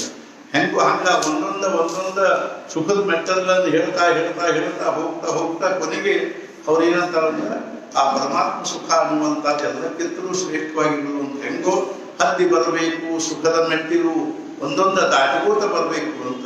ಆ ಜ್ಞಾನವನ್ನು ಪಡೆಯಲು ಮುಗಿಯುವುದು, ಅದರ ಪ್ರಾಪ್ತಿಯಾಗಲು ಭೋಗವು. ಒಂದು ಸಲ ಅದು ಪ್ರಾಪ್ತ ಆತು, ಜ್ಞಾನ ಆತು ಅಂದ್ರೆ ಈ ಪ್ರಪಂಚದ ಭೋಗ, ಕಷ್ಟದ ಭೋಗ ಆಗಲಿ ಸುಖದ ಭೋಗ ಆಗಲಿ ಎಲ್ಲಾನು ಹೀಗೆ ಹೋಗಿಬಿಡ್ತವೆ. ಆದರೆ ಭೋಗದ ಈಚೆಗೆ ಮೇಲೆಯಲ್ಲಿ ಚಿತ್ತವಿದ್ದರೆ ಸುಖ ತುಂಬುವುದಲ್ಲಿ ಹೀಗೆ ಸುಲಭ ಆಗುವ ಅನಾಯಾಸವಾದದ್ದಿಲ್ಲಿ ಶ್ರೇಷ್ಠ ಪರಬ್ರಹ್ಮ. ಆದರೆ ಭೋಗದ ಈಚೆಗೆ ಮೇಲೆಯಲ್ಲಿ ಈ ದಾಂಡಿಯೇನೆ ಅಂತ ಇನ್ನೇನು ಭೋಗಗಳು ಶುರು ಆಗಬೇಕು ಅಥವಾ ಪ್ರಪಂಚದ ಸುಖ ಇನ್ನೂ ಪ್ರಾರಂಭ ಆಗಬೇಕು ಅನ್ನೋಕ್ಕಿಂತ ಇಚ್ಛಾಯನೆ ಅವುಗಳೊಳಗೆ ನಾವು ಕೈ ಹಾಕೋಕ್ಕಿಂತ ಮುಂಚೆನೆ ಚಿತ್ತವಿದ್ದರೆ ಒಂದು ವೇಳೆ ನಮ್ಮ ಮನಸ್ಸು ಇನ್ನೂ ಆ ಭೋಗಗಳ ಕಡೆ ಪ್ರವೃತ್ತ ಆಗಿಲ್ಲ, ಹೋಗಬೇಕು ಅಂತ ಅನಿಸುವುದಿಲ್ಲ, ಅಥವಾ ಭೋಗಗಳನ್ನು ಅನುಭವಿಸುವಂತಹ ಒಂದು ಇದು ಏನಿಲ್ಲ ಅಂದ್ರೆ ಮನಸ್ಸಿನಲ್ಲಿ ಉತ್ಕಟತೆ ಇಲ್ಲೇ ಇದ್ರೆ ಸುಖ ತುಂಬುವುದಲ್ಲಿ ಅವಾಗ ಸ್ವಾಭಾವಿಕವಾಗಿ ನಮ್ಮ ಮನಸ್ಸಿನಲ್ಲಿ ಏನಾಗ್ತದಂದ್ರೆ ಸಮಾಧಾನ ತುಳುಕ್ತದೆ. ಹೀಗೆ ಸುಲಭ ಹಾಗೂ ಅನಾಯಾಸವಾದದ್ದಿಲ್ಲಿ ಶ್ರೇಷ್ಠ ಪರಬ್ರಹ್ಮ ಈ ಪರಮಾತ್ಮ ಸ್ವರೂಪಕ್ಕೆ ಏನದನು. ಈ ಭೋಗ ಅನ್ನುವುದರ ಸೀಮಾ ಯಾವುದು ಅಂದ್ರೆ ಮನಸ್ಸು, ಬುದ್ಧಿ, ಮನಸ್ಸು, ಇಂದ್ರಿಯಗಳೇ ಇದರ ಸೀಮೆ. ಆ ಇಂದ್ರಿಯಗಳ ಸೀಮೆಯನ್ನು ದಾಟಿ ಹೋಗೋಕ್ಕಿಂತ ಮುಂಚೆನೆ ನಾವು ಇತ್ಲಾಗ ಉಳ್ಕೊಂಡ್ಬಿಟ್ರೆ, ಅರ್ಥಾತ್ ನಾವು ಹೊರಗಿಂದೊಳಗ ಉಳ್ಕೊಂಡ್ಬಿಟ್ವಿ ಅಂದ್ರೆ ಇಂದ್ರಿಯಗಳ ಮೂಲಕವಾಗಿ ಪ್ರಪಂಚದ ಭೋಗಗಳ ಕಡೆಗೆ ಭೋಗಗಳ ಒಂದು ಸೆಳೆತಕ್ಕೆ ಸಿಗದೇ ಇದ್ರೆ, ಭೋಗಗಳ ಒಂದು ಪ್ರವಾಹದಲ್ಲಿ ಬೀಳದೇ ಇದ್ರೆ ಇತ್ಲಾಗಿ ದಂಡಿಗೆ ಉಳ್ಕೊಂಡ್ವಿ ಅಂದ್ರೆ ಅಲ್ಲೇ ನಮ್ಮ ಅಂತಃಕರಣ ಆನಂದದಿಂದ ಸಮಾಧಾನದಿಂದ ತುಂಬಿ ಬಿಡುತ್ತದೆ ಅಂತ. ಆದರೆ ಇದರ ವೈಶಿಷ್ಟ್ಯ ಇನ್ನೊಂದು, ಪ್ರಾಪ್ತವಾಗಿ ಮತ್ತೆ ದೂರವಾಗದು ಹಾಗೂ ಅನುಭವಿಸಿ ಕಡಿಮೆಯಾಗದು. ಅಲ್ಲದೆ ಕೆಳದು. ಇದ್ರದ್ದು ಇನ್ನೊಂದು ವೈಶಿಷ್ಟ್ಯ ಏನು ಅಂದ್ರೆ ಪ್ರಪಂಚದ ವಿಷಯಗಳು ಹೆಂಗಿವೆ ಅಂದ್ರೆ ನಾವು ಅನುಭವಿಸೋದು ಹೋದಂಗೆ ಅವಾಗಲೂ ಕಡಿಮೆ ಆಗ್ತವೆ. ಇಲ್ಲ ನಾವಾದ್ರೂ ಏನಾಗ್ಬಿಡ್ತೀವಿ ಅಂದ್ರೆ ನಮ್ಮ ಇಂದ್ರಿಯಗಳೆಲ್ಲ ಏನು ಶಿಥಿಲ ಆಗಿಬಿಡ್ತಾವೆ. ಆದ್ರೆ ಇದ್ರಲ್ಲಿ ಹಂಗಿಲ್ಲ.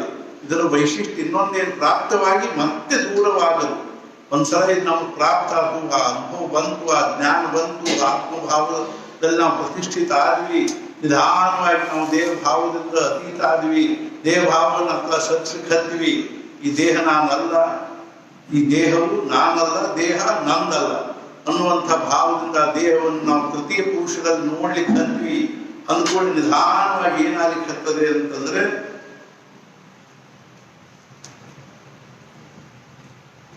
ಇದರ ವೈಶಿಷ್ಟ್ಯ ಪ್ರಾಪ್ತವಾಗಿ ಮತ್ತೆ ದೂರವಾಗುವುದು ಆಗದು. ಸ್ವಲ್ಪ ನಾವು ಇದನ್ನ ಅನುಸಂಧಾನದಿಂದ, ಅಭ್ಯಾಸದಿಂದ, ಚಿಂತನೆಯಿಂದ, ಆತ್ಮಭಾವದಲ್ಲಿ ನಾವು ಇರ್ಲಿಕ್ಕೆ ನಾವು ಏನ್ ಮಾಡ್ಲಿಕ್ಕೆ ಹತ್ತೀವಿ ಅಂತಂದ್ರೆ ಅಭ್ಯಾಸ ಮಾಡ್ಲಿಕ್ಕೆ ಹತ್ತೀವಿ ಅಂದ್ರೆ ಆಮೇಲೆ ನಮ್ಮಿಂದ ದೂರ ಆಗಂಗಿಲ್ಲ. ಹಾಗೂ ಅನುಭವಿಸಿ ಕಡಿಮೆ ಆಗದು. ಅನಂತವಾಗಿರ್ತಕ್ಕಂತಹ ಸುಖವನ್ನ ನಾವು ಎಷ್ಟರ ಅನುಭವಿಸಿ ಅದು ಕಡಿಮೆ ಆಗ್ಲಿಕ್ಕೆ ಶಕ್ತಿ ಇದೆ ಅಂತ. ಅಲ್ಲದೆ ಕೆಡದು, ಅದೇನು ಹಳಸುವುದಲ್ಲ ಅಥವಾ ಕನ್ನಡಾಗುವುದಲ್ಲ, ನಿತ್ಯ ನೂತನವಾಗಿರ್ತಕ್ಕಂಥದ್ದು. ಯಾವಾಗ ನೋಡಿದ್ರು ಆನಂದ ಸ್ವರೂಪವಾಗಿರ್ತಕ್ಕಂತಹ ಪರಬ್ರಹ್ಮ ಸ್ವರೂಪದ ಅನುಭವ ಇಲ್ಲದ ಅಂದ್ರೆ ಅದು ಎಲ್ಲರೂ ಕೆಡದು.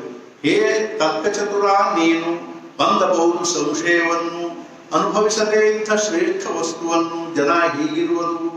ಕೃಷ್ಣ ಅರ್ಜುನ ಹೇಳ್ತಾನೆ, ಅರ್ಜುನ ನೀನ್ ಮಹಾ ತರ್ಕಚತುರ ಇದ್ದೀಪ ಅಂತ ತಿಳ್ಕೊಂಡನ. ಈ ಅರ್ಥಾತ್ ಏನು ಅಂದ್ರೆ ಸ್ವಜನವನ್ನೇ ಕಥಂ ಹತ್ವಾ ಸುಖಿನ ಶ್ಯಾಮ ಮಾಧವ ಅಂತ ತಿಳ್ಕೊಂಡೆಲ್ಲ ತರ್ಕ ಮಾಡಿದ್ದೆ. ಯಾಕಂದ್ರೆ ಇದು ಅಣಗಿಸಿ ಹೇಳೋ ಮಾತು, ಚುಚ್ಚಿ ಹೇಳೋ ಮಾತು ಅವನಿಗೆ. ನೀ ಮಹಾನ್ ತರ್ಕಚತುರಿದ್ದಿ ಅಂತ ತಿಳ್ಕೊಂಡು ಹೇಳೋರು. ಹೊಂದಬಹುದು ಸಂಶಯವನ್ನು, ಸಂಶಯ ತಲೆ ಬರ್ಲಿಕ್ಕೆ ಹತ್ತು ಅಂದ್ರೆ ತರ್ಕ ಚತುರೊಳಗೆ ಬಂದ್ರು ಅವ್ರ ಹೆಸರು ತರ್ಕ ಚತುರ ಲೀಸ್ಟ್ನ್ಯಾಗ ಬರೋಬಿಡುದು. ಸಂಶಯಗಳು ಬರ್ಲಿಕ್ಕೆ ಹತ್ತು ಕೂಡಲೇ. ಅರ್ಥಾತ್ ಹೊಂದಬಹುದು ಸಂಶಯವನ್ನು, ಅನುಭವಿಸದೇ ಇಂಥ ಶ್ರೇಷ್ಠ ವಸ್ತುವನ್ನು ಜನ ಹೀಗಿರುವರು. ಜಗತ್ತಿನೊಳಗೆ ಎಲ್ಲರೂ ಇಷ್ಟೊಂದು ಕೋಟಿಗಟ್ಟಲೆ ಜನರು ಅಷ್ಟೊಂದು ನೀ ಇಷ್ಟೊಂದು ಸುಖದ್ದು, ಸಮಾಧಾನದ್ದು, ಆನಂದದ್ದು ಅಂತ ಹೇಳ್ತಿಲ್ಲ.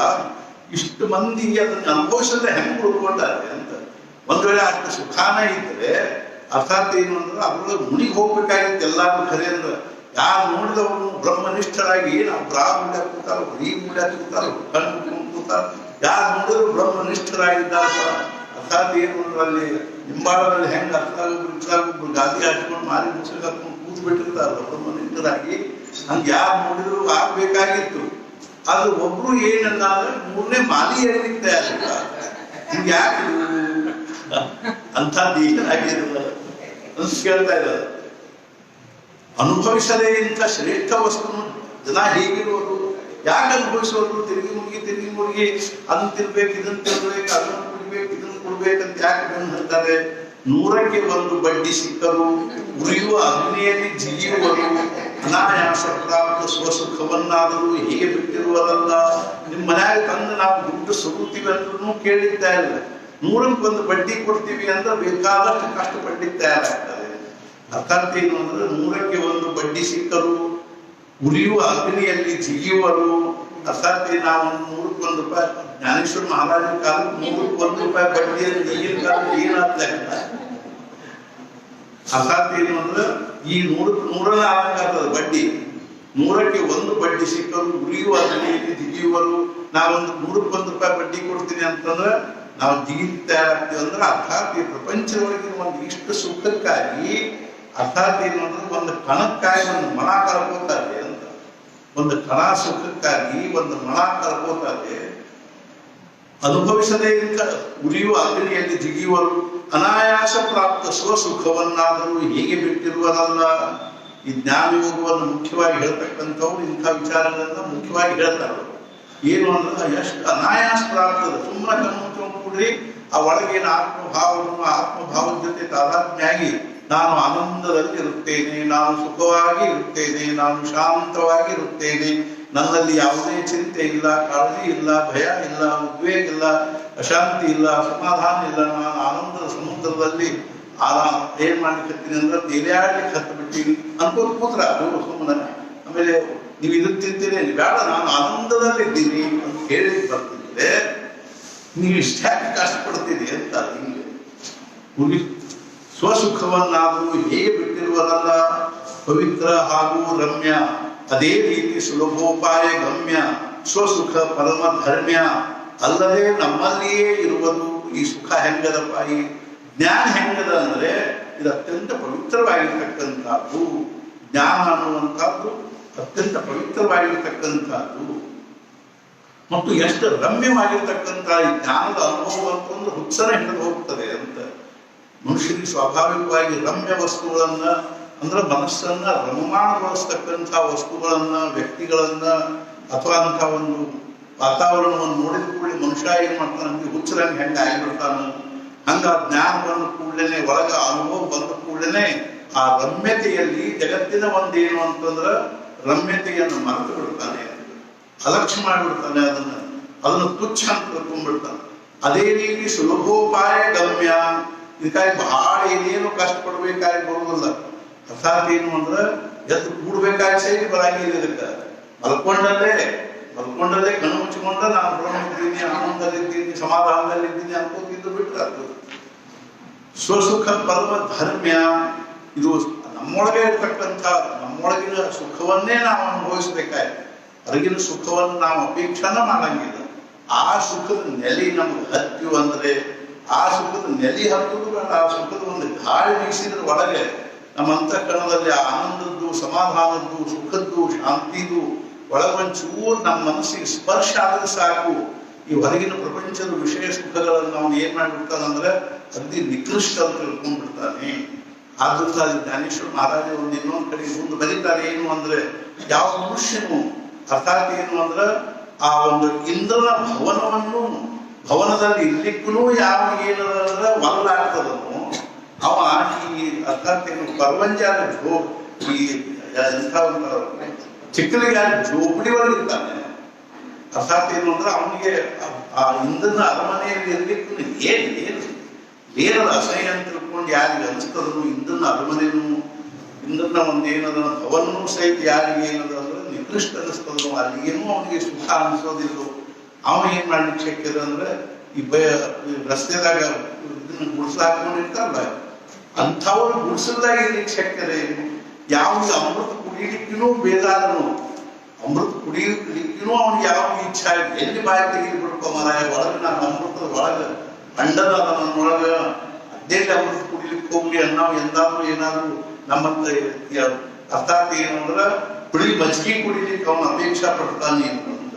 ಹೆಂಗೋ ಹಂಗೇನದ ಅಂದ್ರೆ ಅನಾಯಾಸ ಪ್ರಾಪ್ತ ಸ್ವಸುಖವನ್ನಾದರೂ ಹೇಗೆ ಬಿಟ್ಟಿರುವರಲ್ಲ ಪವಿತ್ರ ಹಾಗೂ ರಮ್ಯ, ಅದೇ ರೀತಿ ಸುಲಭೋಪಾಯ ಗಮ್ಯ ಸ್ವಸುಖ ಪರಮ ಧರ್ಮ್ಯ ಅಲ್ಲದೆ ನಮ್ಮಲ್ಲಿಯೇ ಇರುವುದು. ಹೊರಗೆ ಹೋಗ್ಬೇಕಾದ ಅವಶ್ಯಕತೆನೇ ಇಲ್ಲ. ಏನಾದ್ರು ತಿನ್ಬೇಕು ಅಂದ್ರೆ ಪ್ಯಾಟಿಗೆ ಹೋಗ್ಬೇಕು, ಮತ್ತ ಕಡ್ಡಿ ತರಬೇಕು, ಎಣ್ಣೆ ತರಬೇಕು, ಮಿರ್ಚಿ ತರಬೇಕು, ಅವನ್ನೆಲ್ಲ ಕರಿಬೇಕು, ಮಾಡಬೇಕು, ಏನೇನಿಲ್ಲ. ಸುಮ್ಮನೆ ಕಣ್ಣು ಮುಚ್ಚಿಕೊಂಡು ಭಗವಂತನ ನಾಮ ಸ್ಮರಣೆ ಮಾಡ್ಕೊಂತ ಒಳಗೆ ಆನಂದವನ್ನು ಅನುಭವಿಸ್ಲಿಕ್ಕತ್ತಾಗ ಅದೆಲ್ಲ ಇನ್ನು ಕಷ್ಟಪಡಬೇಕಾದಿಲ್ಲ. ಇಷ್ಟೆಲ್ಲ ಅನುಕೂಲವಿದ್ದು ಹೇಗೆ ಜನರ ಕೈಗೆ ಎಟುಕೋದು, ಇಷ್ಟೆಲ್ಲ ಅನುಕೂಲಿದ್ದನು ಸಹಿತ ಇಂಥ ಒಂದು ದಿವ್ಯವಾಗಿರ್ತಕ್ಕಂಥದ್ದಿದ್ದನು ಜನ ಕೈಗೆ ಯಾಕೆ ಬರುತ್ತಿದ್ದು ಸಂಶಯದ ವಿಷಯವೆಂದು ತಿಳಿಯಬೇಡ ನೀನು. ಇಂಥ ಒಂದು ಸಂಶಯದ ವಿಷಯವನ್ನು ತಿಳ್ಕೊಂಡು ನೀನು ತಿಳ್ಕೋಬೇಡ. ಅದಕ್ಕೆ ಮುಖ್ಯ ಕಾರಣ ಏನು ಅನ್ನೋದನ್ನು ನಾನು ಹೇಳ್ತೀನಿ ಅಂತ ತಿಳ್ಕೊಂಡು ಭಗವಂತ ಮುಂದಿನ ಶ್ಲೋಕದಲ್ಲಿ ಅಶ್ರದ್ಧಧಾನ ಪುರುಷ ಧರ್ಮಸ್ಯಾಸ್ಯ ಪರಂತಪ ಅಪ್ರಾಪ್ಯ ಮಾಂ ನಿವರ್ತಂತೆ ಮೃತ್ಯು ಸಂಸಾರವರ್ತ್ಮನಿ. ಇದಕ್ಕೆ ಮುಖ್ಯ ಕಾರಣ ಏನು ಅಂದ್ರೆ ಹೇ ಶತ್ರುತಾಪನ, ಹೇ ಅರ್ಜುನ, ಈ ಆತ್ಮಜ್ಞಾನವೆಂಬ ಧರ್ಮದಲ್ಲಿ ಶ್ರದ್ಧೆ ನಡೆದ ಮನುಷ್ಯರು ನನ್ನನ್ನು ಪಡೆದುಕೊಳ್ಳದೆ ಮೃತ್ಯುರೂಪ ಸಂಸಾರದ ಮಾರ್ಗದಲ್ಲಿ ಮತ್ತೆ ಮತ್ತೆ ಕೊಡುತ್ತಾರೆ. ಹೇ ಅರ್ಜುನ, ಈ ಆತ್ಮಜ್ಞಾನ ಅನ್ನುವಂಥದ್ದು ಏನೊಂದು ಧರ್ಮದನು ಅಥವಾ ಏನೊಂದು ಅನುಭವದನು, ಏನೊಂದು ಶಾಸ್ತ್ರದನು, ಏನೊಂದು ದಿವ್ಯವಾಗಿರ್ತಕ್ಕಂಥ ಸಾಧನೆ ಅದನು, ಅದರ ವಿಷಯದಲ್ಲಿ ಏನಿಲ್ಲ ಅಂದ್ರೆ ಶ್ರದ್ಧಾ ಇಲ್ಲ. ಮುಖ್ಯವಾಗಿ ನಮ್ಗೆ ಅನುಸಂಖ್ಯೆ ಇಲ್ಲ. ಹಾಗಾಗಿ ನಮ್ಮ ಪ್ರವಚನ ತುಂಬ ಎಷ್ಟು ಕಡೆ ಹೇಳಿದ ಏನಂದ್ರೆ ನಿನ್ನಲ್ಲೇ ಆತ್ಮಸ್ವರೂಪದ, ನಿನ್ನಲ್ಲೇ ಬ್ರಹ್ಮ ಇದ್ದಾನೆ, ನಿನ್ನಲ್ಲೇ ಪರಮಾತ್ಮ ಇದ್ದಾನೆ, ನೀನು ಅವನ ಕಡೆಗೆ ಲಕ್ಷ್ಯ ಕೊಡು ಅಂತಂದ್ರೆ ನಮ್ಗೆ ಸ್ವಲ್ಪ ಆದರೂ ಅವನ ಕಡೆಗೆ ಲಕ್ಷ್ಯ ಹೋಗುವುದಿಲ್ಲ. ನಾವು ತಿರುಗಿ ಮುಗಿ ಮುಂಜಾನೆ ಎದ್ದು ಕೂಡಿ ದೇಹದನ ಇಟ್ಕೊಂಡ ಶುರು ಮಾಡ್ತೀವಿ, ಹೇಳ್ತೀವಿ ನಾನು ಹಿಂಗ ನನಗೆ ಆಗ ತ್ರಾಸು, ಹಿಂಗ ತ್ರಾಸು, ಹಂಗ ಸುಖ ಹಿಂಗ ಸುಖ ಅನ್ಕೋತ ಹೇಳ್ತೀವಿ. ಹೊರತು ನಮ್ಮೊಳಗೆ ಇರ್ತಕ್ಕಂಥ ಪರಮಾತ್ಮನ ಕಡೆಗೆ ನಮಗೆ ಏನಾಗುವುದಿಲ್ಲ ಅಂದ್ರೆ ಲಕ್ಷ್ಯ ಹೋಗುವುದಿಲ್ಲ. ಆದ್ದರಿಂದ ಈ ರೀತಿಯಾಗಿ ಇಂಥ ಒಂದು ಧರ್ಮದಲ್ಲಿ ಶ್ರದ್ಧೆ ನಡೆದೇ ಇರ್ತಕ್ಕಂಥ ಮನುಷ್ಯರು ನನ್ನನ್ನು ಪಡೆದುಕೊಳ್ಳದೆ ಮೃತ್ಯುರೂಪಿ ಸಂಸಾರದ ಮಾರ್ಗದಲ್ಲಿ ಮತ್ತೆ ಮತ್ತೆ ಬರುತ್ತಿರುವರು ಅಂತ ಹೇಳ್ತಾರೆ. ನೋಡು ಪವಿತ್ರ ಹಾಗೂ ಮಧುರ ಹಾಲು ಅಲ್ಲಿಯೇ ಚರ್ಮದ ಒಳಗಿರಲು ಸೇವಿಸುವುದು ಉಣ್ಣೆ ಅಪೇಕ್ಷಿಸಿ ಹಾಲು ಅಪವಿತ್ರ ರಕ್ತ ಅಸಾದಿಂದ ಈ ಆಕಳು ಕೆಲಸದಲ್ಲಿ ಆ ಚರ್ಮದ ಒಳಗೆ ಅಲ್ಲೇ ಹಾಲು ಖರೆ ಅದು ಉಣ್ಣೆ ಏನ್ ಮಾಡ್ತದೆ ಅಂದ್ರೆ ಆ ಹಾಲು ಪಾಪ ಅದಕ್ಕೆ ಏನಾಗಲ್ಲ ಲಭ್ಯ ಆಗುದಿಲ್ಲ. ಅದು ಏನ್ ಮಾಡ್ತದೆ ಅಂದ್ರೆ ಆ ಒಂದು ಕೆಸರದಲ್ಲಿರ್ತಕ್ಕಂಥ ರಕ್ತವನ್ನ ಹೆಂಗೆ ಸೇವನೆ ಮಾಡ್ತದನೋ ಕಪ್ಪೆ ಹಾಗೂ ಕಮಲಕಂದವು ಒಂದೇ ಸರೋವರದಲ್ಲಿರುವು. ಆದರೆ ಪರಾಗ ಸೇವಿಸುವುದು ಭ್ರಮರು ಕಪ್ಪಿಗೆ ಕೆಸರೇ ಗತಿ. ಕಪ್ಪಿ ಮತ್ತು ಆ ಕಮಲಕಂದ ಅಂದ್ರೆ ಕಮಲದ ಒಂದು ಬೇರು ಬಡ್ಡಿ ಅದು ಅಥವಾ ಏನು ಅಂದ್ರೆ ಕಮಲದ ಒಂದು ಬೀಜ ಅಥವಾ ಕಮಲದ ಬಳ್ಳಿ ಅಲ್ಲೇ ಇದ್ರು ಸಹಿತ ಅದಕ್ಕೇನಾಗಲ್ಲ ಕಾಪಿಗೆ ಆ ಕಮಲದ ಒಂದು ಪರಾಗವನ್ನು ಸೇವನೆ ಮಾಡೋ ಭಾಗ್ಯ ಇಲ್ಲ. ಎಲ್ಲೆಲ್ಲಿಂದನೋ ಭ್ರಮರಗಳು ಬಂದದನ್ನು ಸೇವನೆ ಮಾಡಿ ಹೋಗ್ತಾವ. ಅರ್ಥಾತ್ ಏನು ಅಂದ್ರೆ ಎಲ್ಲೆಲ್ಲಿಂದನೋ ಬಂದು ಭಕ್ತರು ಏನ್ ಮಾಡಿ ಹೋಗ್ತಾರಂದ್ರೆ ಮಹಾರಾಜರಿಂದ ಏನೇನೋ ಅನುಗ್ರಹ ಪಡ್ಕೊಂಡು ಹೋಗ್ತಾರೆ, ಆಶೀರ್ವಾದ ಪಡ್ಕೊಂಡು ಹೋಗ್ತಾರೆ. ಅರ್ಥಾತ್ ಅವರು ಒಂದು ಅನುಗ್ರಹಕ್ಕೆ ಪಾತ್ರ ಆಗಿ ಹೋಗ್ತಾರೆ. ನಾವು ಕಪ್ಪಿಗತೆ ಇಲ್ಲೇ ಸಿಕ್ಕೊಂಡು ಗೊಟ್ರು ಮಾಡ್ಕೋತ ಮತ್ತೆ ತಿರುಗಿ ಏನಪ್ಪಾ ಅಂದ್ರೆ ಇವತ್ತು ಉಪ್ಪಿಟ್ಟು ಮಾಡಿದ್ರು ಶಿರಾ ಮಾಡಿದ್ರು ಅನ್ಕೋತ ನಾವು ಅದರೊಳಗೇನ ಸುತ್ತಾಡಿರ್ತೀವಿ ಅಂತ. ಒಂದೇ ಸರೋವರದಲ್ಲಿರುವು ಆದರೆ ಪರಾಗ ಸೇವಿಸುವುದು ಭ್ರಮರವು. ಅರ್ಥಾತ್ ಏನು ಅಂದ್ರೆ ಮಹಾರಾಜರು ಇಲ್ಲೇ ಇದ್ದಾರೆ, ನಾವು ಇಲ್ಲೇ ಇದ್ದೀವಿ. ಆ ಭ್ರಮರದಂತೆ ಎಲ್ಲೆಲ್ಲಿಂದನೋ ಬಂದು ಆ ಮಹಾರಾಜರ ದಿವ್ಯವಾಗಿರ್ತಕ್ಕಂಥ ಪ್ರೇಮ ಅನ್ನೋ ಪರಾಗವನ್ನು ಅನುಭವಿಸಿ ಹೋಗ್ತಕ್ಕಂಥವ್ರು ಅನುಭವಿಸಿ ಹೋಗ್ತಾರೆ. ನಾವು ಮತ್ತೇನಪ್ಪಾ ಅಂದ್ರೆ ಕೆಸರೊಳಗೆ ಮುನಿಕೋತೀವಿ. ದುರ್ದೈವಿಯ ಮನೆಯಲ್ಲಿ ಸಹಸ್ರಾರು ಸುವರ್ಣ ಹುದುಗಿರುವುದಲ್ಲಿ ಉಪವಾಸ ಕೂಡುವುದಲ್ಲಿ ದರಿದ್ರನು. ಅರ್ಥಾತ್ ಏನು ಅಂದ್ರೆ ಅದನ್ನ ಚಾಪಿ ಹಾಕಿಕೊಂಡು ಅದು ಪಾಪ ಏನ್ ಮಾಡಿದ್ರೆ ಕುತ್ಕೊಂಡದ ದರಿದ್ರ ಆ ದುರ್ದೈವಿ ಮನುಷ್ಯ ಆ ಚಾಪಿ ಕೆಳಗೆ ನೆಲದೊಳಗೆ ದೊಡ್ಡ ಹಂಡೆ ಅದ ಸುವರ್ಣಮಯವಾಗಿರ್ತಕ್ಕ ಸುವರ್ಣದಿಂದ ತುಂಬಿರ್ತಕ್ಕಂಥದ್ದು. ಅದ ವಿಕಾರಿಗೆ ಏನ್ ಗೊತ್ತಿಲ್ಲ ಅಂದ್ರೆ ಅದು ನನ್ನ ಮನೆಯಲ್ಲಿ ಅರ್ಥಾತ್ ಅಕ್ಷಯವಾಗಿರ್ತಕ್ಕಂಥ ಭಂಡಾರದ ಇಷ್ಟೊಂದು ಐಶ್ವರ್ಯದ ನನ್ನಲ್ಲಿ ಅನ್ನೋದ್ರ ಕಲ್ಪನೆ ಇಲ್ಲದೆ ಅದು ಮಧ್ಯಾಹ್ನ 12 ಹೊಡೆದ ಕೆಟ್ಟ ಹಸಿವೆಯಾಗಿ ಒಂದು ಪಾರ್ಟಿ ಹಿಡ್ಕೊಂಡು ಮೂರು ಮನೆ ಅಡ್ಡಾಡಿ ಒಂದು 4 ಮನೆಯೊಳಗೆ ಭಿಕ್ಷಾ ಬೇಡಿಕೊಂಡು ಬಂದು ದರಿದ್ರಾಂಗ ತಿನ್ಕೋತ ಕೂಡ್ತದನೆ ಹೊರತು ತನ್ನೊಳಗೆ ತನ್ನ ಮನೆಯಲ್ಲೇ ಇರ್ತಕ್ಕಂಥ ಐಶ್ವರ್ಯವನ್ನು ಹೆಂಗ ಹೋಗಿ ಮಾಡ್ಲಿಕ್ಕೆ ಅವನಿಗೆ ಬರೋದಿಲ್ಲೋ ಹಾಗೆ ನಮಗೂ ಸಹಿತ ನಮ್ಮೊಳಗೆ ಇರ್ತಕ್ಕಂಥ ಇನ್ನೊಂದು ಆನಂದದ ಏನದ ಅಂದ್ರೆ ಭಂಡಾರದನು ಸುಖದ ಒಂದು ಏನಿದೆ ಖಣಿಯದನು ಅದನ್ನು ನಮ್ಗೆ ಅನುಭವಿಸ್ಲಿಕ್ಕೆ ಬರಲ್ದನೆ ನಾವು ಏನ್ ಮಾಡ್ಲಿಕ್ಕತ್ತೀವಿ ಅಂದ್ರೆ 5 ಜ್ಞಾನೇಂದ್ರಿಯ ಅನ್ನುವಂಥ ಪಾರ್ಟಿಗಳನ್ನ ನಾವು ಭಿಕ್ಷಾ ಪಾತ್ರೆಗಳನ್ನು ಕೈಯಾಗಿ ಹಿಡ್ಕೊಂಡು ಪ್ರಪಂಚದ ಶಬ್ದ ಸ್ಪರ್ಶ ರೂಪ ರಸ ಗಂಧ ಅನ್ನುವಂಥ ವಿಷಯಗಳನ್ನು ಭಿಕ್ಷಾ ಬೇಡಿಕೋತ ಅಡ್ಡಾಡ್ಲಿಕ್ಕತ್ತೀವಿ. ಯಾರಾದ್ರೂ ಏನಾದ್ರೂ ಒಂದು ತುಂಡು ಹಾಕಿದ್ರು ಅಂದ್ರೆ ಅದನ್ನ ತಗೊಂಡು ಬಂದು ನಾವೇನ್ ಮಾಡ್ಲಿಕ್ಕತ್ತೀವಿ ಅಂದ್ರೆ ನಮ್ಮ ದರಿದ್ರವಾಗಿ ದಾರಿದ್ರ್ಯದಿಂದ ತುಂಬಿಕೊಂಡಿರ್ತಕ್ಕಂಥ ಮನೆಯೊಳಗೆ ಕೂತ್ಕೊಂಡು ನಾವು ಅದನ್ನ ಸೇವನೆ ಮಾಡ್ತಾ ಇದ್ದೀವಿ. ಅರ್ಥಾತ್ ಜ್ಞಾನೇಶ್ವರ ಮಹಾರಾಜನ ಯಾಕೆ ಉದಾಹರಣೆ ಹೇಳಿಕತ್ತಾರೆ ಅಂದ್ರೆ ನಮ್ಮೊಳಗನೆ ಆ ಪರಮಾತ್ಮ ಸ್ವರೂಪ ಅನ್ನುವಂಥ ದಿವ್ಯವಾಗಿರೋ ಭಂಡಾರದ ಸುಖ ಆದ್ರೆ ನಾವು ಅದನ್ನ ಬಿಟ್ಟು ಈ ಪ್ರಪಂಚದಲ್ಲಿ ಸುಖಗಳ ಕಣ್ಣು ಹತ್ತಿದ್ದೀವಿ ಅಂತ.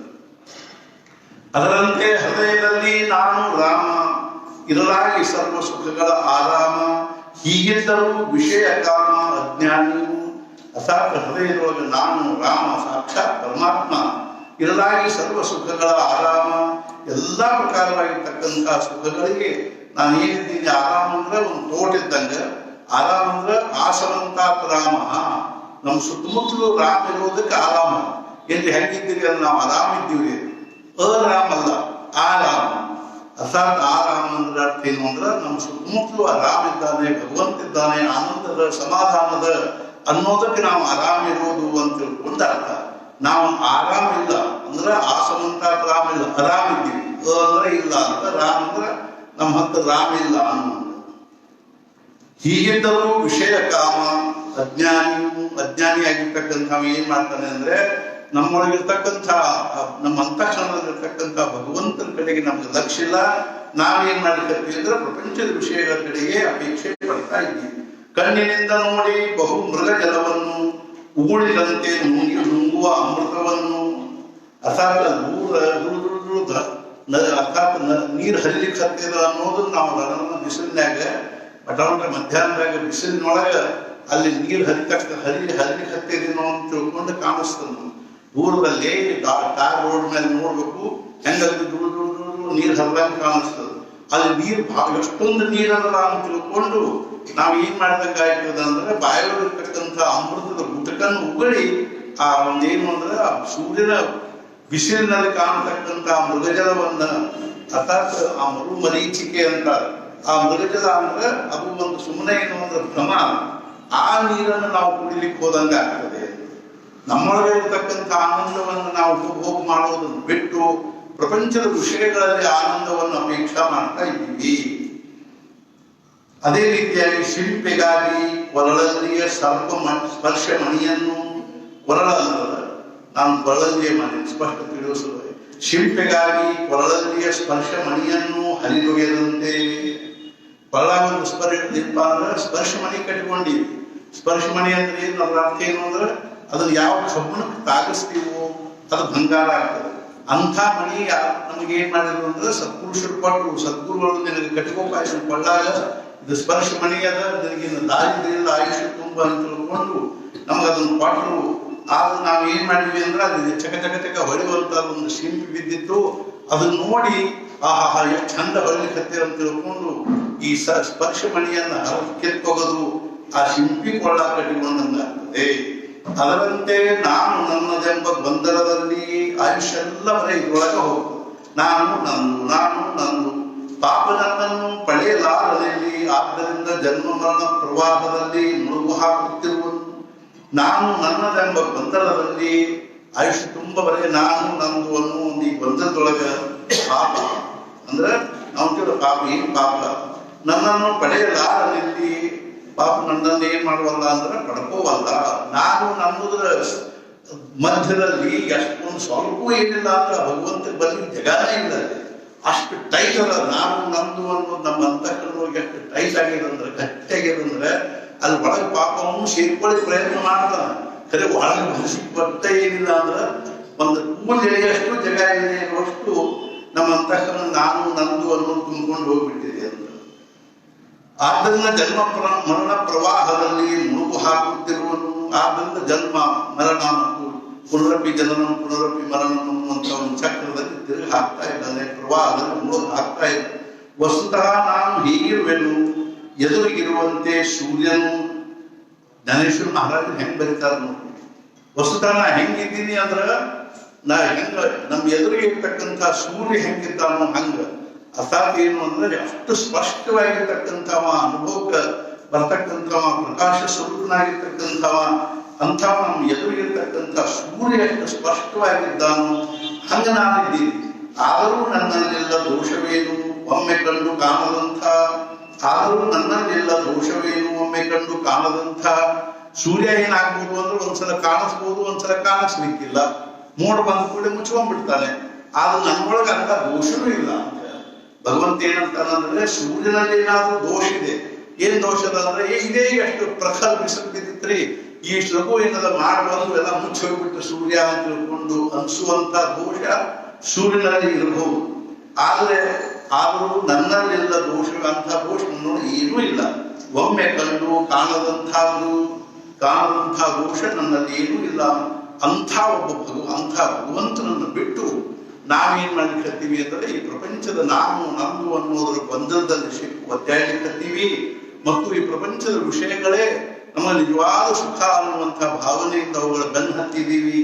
ಆದ್ದರಿಂದ ಅಲ್ಲಿ ಹೇಳ್ತಾನೆ ಏನು ಅಂದ್ರೆ ಇಷ್ಟೊಂದು ಸಹಜವಾಗಿ ಪ್ರಾಪ್ತವಾಗುವಂತ ನಮ್ಮಲ್ಲೇ ಇರುವಂತ ಸುಖವನ್ನು ಯಾಕೆ ಅನುಭವಿಸುವವರು? ಇಷ್ಟೆಲ್ಲ ಅನುಕೂಲವಿದ್ದು ಹೇ ಜನರ ಕೈ ಗೆಟುವುದು ಸಂಶಯದ ವಿಷಯವೆಂದು ತಿಳಿಯಬೇಡ ನೀನು. ಇಷ್ಟೆಲ್ಲ ಅನುಕೂಲ ಇದ್ರು ಜನರಿಗೆ ಯಾಕೆ ಇದು ಪ್ರಾಪ್ತ ಆಗುವಂತು ಅನ್ನೋ ವಿಷಯದಲ್ಲಿ ಏನ್ ಸಂಶಯ ಪಡ್ಬೇಕಾದ್ದೇನಿಲ್ವ. ಮುಖ್ಯವಾಗಿ ಏನು ಅಂದ್ರೆ ನಮ್ಮಲ್ಲಿ ಶ್ರದ್ಧಾ ಇಲ್ಲ, ನಮ್ಮಲ್ಲಿ ಅದ ಅನ್ನುವಂಥ ಭಾವನಾ ಇಲ್ಲ. ನಮ್ಮ ಪರಿಸ್ಥಿತಿ ಹೆಂಗಾಗಿದೆ ಅಂದ್ರೆ ಕೆಚ್ಚದ ಅರ್ಥಾತ್ ಆ ಉಣ್ಣಿ ಎಲ್ಲಿ ಕೂತದನೋ ಆ ಚರ್ಮದ ಹಿಂದನೇ ರಕ್ತದ ಅರ್ಥಾತ್ ಹಾಲಿನ ಒಂದು ಭಂಡಾರ ಇದ್ರು ಆ ಉಂಡಿಗೆ ಏನಾಗವಲ್ತು ಅಂದ್ರೆ ಅದ್ರ ಕಲ್ಪನೆ ಇಲ್ಲದೆ ಅದು ರಕ್ತವನ್ನು ಶೋಷಣೆ ಮಾಡ್ತಾ ಇದೆ. ತನ್ನ ಕೆಳಗನೆ ಐಶ್ವರ್ಯದ ಭಂಡ, ಅರ್ಥಾತ್ ಏನು ಅಂದ್ರೆ ಐಶ್ವರ್ಯ ತುಂಬಿ ತುಳುಕ್ತದಂತಿದ್ರು ಆ ದರಿದ್ರ ದುರ್ದೈವಿ ಏನ್ ಮಾಡ್ಲಿಕ್ಕಂದ್ರೆ 4 ಮಂದಿ ಭಿಕ್ಷಾ ಬೇಡಿಕೊಂಡು ತಂದು ಹೆಂಗೆ ತಿಂತಾನು. ಅದೇ ರೀತಿಯಾಗಿ ಕಪ್ಪೆ ಏನ್ ಮಾಡ್ತಂದ್ರೆ ಕೆಸರಿನಲ್ಲಿರ್ತಕ್ಕಂಥದ್ದು ಆ ಕಮ್ಮದ ದಿವ್ಯವಾಗಿರ್ತಕ್ಕಂಥ ಪರಾಗವನ್ನ ಭ್ರಮರಗಳ ಸೇವನೆ ಮಾಡ್ಕೊಂಡು ಹೋಗ್ತಾ ಹೊರತು ಆ ಕಪ್ಪಿಗೆ ಏನದಂದ್ರೆ ಕೆಸರೇ ಹೆಂಗೆ ಗತಿನು. ಅದೇ ರೀತಿಯಾಗಿ ಕೊರಡಲ್ಲಿ ಸದ್ಗುರುಗಳು ನಮ್ಗೆ ಏನ್ ಮಾಡಿದ್ರು ಅಂದ್ರೆ ಚಿಂತಾಮಣಿಯನ್ನ ಸ್ಪರ್ಶಮಣಿಯನ್ನ ಕಟ್ಟಿದ್ರು. ಆದ್ರೆ ಅದನ್ನ ನಾವು ತೆಗೆದೋಗೋದು ಶಿಂಪಿ ಕಟ್ಟಿಕೊಂಡಂಗೆ ಆಗ್ತದೆ.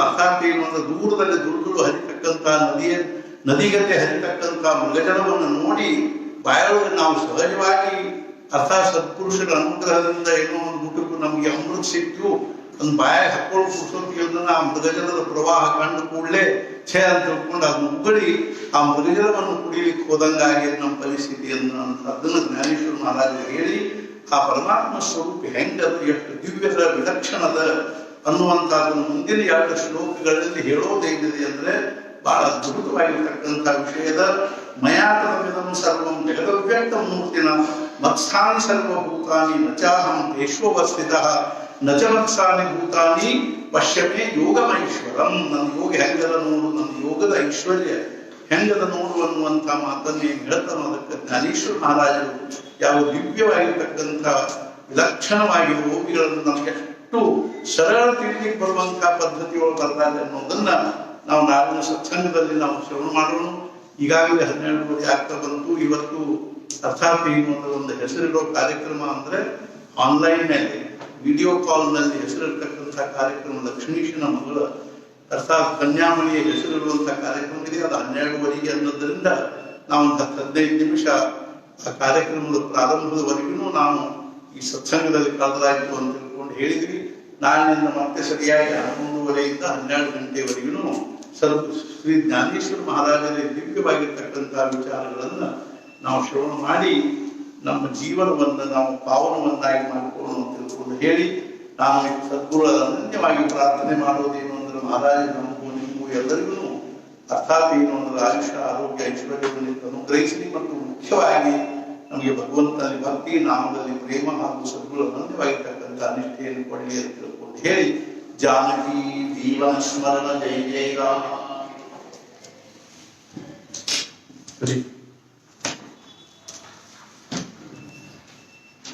ಕೊನೆಯದಾಗಿ ಶ್ರೀ ಜ್ಞಾನೇಶ್ವರ ಮಹಾರಾಜರಲ್ಲಿರ್ತಕ್ಕಂಥ ಈ ಪ್ರಸಾಯದಾನವನ್ನು ಓದಿ ನಾವು ಕಾರ್ಯಕ್ರಮವನ್ನು ಸಮಾರೋಪ ಮಾಡಬೇಕು. ಈಗ ಈ ವಿಶ್ವಾತ್ಮಕ ದೇವನನ್ನು ಈ ವಾಕ್ಯದಿಂದ ಪೋಷಿಸುವೆನು, ಸಂತುಷ್ಟನಾಗಿ ಕೊಡಬೇಕಿದನ್ನು ಪ್ರಸಾದದಾನ. ದುಷ್ಟರ ಕುಡಿಲತೆ ದೂರವಾಗಲಿ, ಸತ್ಕರ್ಮದಲ್ಲಿ ಪ್ರೀತಿ ಹೆಚ್ಚಾಗಲಿ, ಪ್ರಾಣಿ ಮಾತ್ರದಲ್ಲಿ ಪ್ರೇಮ ಬೆಳೆಯಲಿ, ಜೀವ ಭಾವದಿಂದ ದೂರವಾಗಲಿ ಪಾಪ ತಿಮಿರ, ವಿಶ್ವಕಾರನಿ ಸ್ವಧರ್ಮ ಭಾಸ್ಕರ, ಪಡೆಯಲಿ ಪ್ರಾಣಿ ಮಾತ್ರ ಬಯಸಿದ್ದಲ್ಲ, ವರ್ಷಿಸುತ್ತ ಸಕಲ ಮಂಗಲ, ಸಂತ ಸಮೂಹ ಈಶ ನಿಷ್ಠೆಯುಳ್ಳ, ಭೂಮಂಡಲದಲ್ಲಿ ಸದಾಕಾಲ ಭೆಟ್ಟಿಯಾಗಲಿ ಜನರಿಗೆ, ಸಚಲ ಕಲ್ಪ ಕರುಗಳ ತೋಟವು, ಚೈತನ್ಯ ಚಿಂತಾಮಣಿಯ ಗ್ರಾಮವು, ಮಾತನಾಡುವ ಸಮುದ್ರವು ಅಮೃತದ ಚಂದ್ರರಾಗಿದ್ದು ಅಲಾಂಛನ, ಸೂರ್ಯರಾಗಿದ್ದು ತಾಪಹೀನ, ಸದಾ ಸರ್ವರಿಗೂ ಸಜ್ಜನ ಸುಹೃದರಾಗಿರಲಿ. ಹೆಚ್ಚೇನು ಸರ್ವರುವಾಗಿ ಸ್ತುತಿಗಳು, ಸಂಪೂರ್ಣ 3 ಲೋಕಗಳು ಭಜಿಸಲಿ ಯಾವಾಗಲೂ ಆದಿಪುರುಷನನ್ನು, ಹಾಗೂ ಗ್ರಂಥೋಪಜೀವಿಗಳಿಗೆ ವಿಶೇಷವಾಗಿ ಲೋಕದೊಳಗೆ ದೃಷ್ಟಾದೃಷ್ಟಕ್ಕೆ ಅವರಿಗೆ ಪ್ರಾಪ್ತವಾಗಲಿ. ಆಗ ಶ್ರೀ ವಿಶ್ವೇಶ್ವರನಿಂದನು ಪಡೆದುಕೋ ಪ್ರಸಾದದಾನವನ್ನು, ಈ ವರದಿಂದ ಶ್ರೀ ಜ್ಞಾನದೇವನು ಸುಖಿಯಾದನು. ಪುಂಡರೀಕವರ್ದೇ ಹರಿಸಿದ್ಧ ಶ್ರೀ ಜ್ಞಾನದೇವ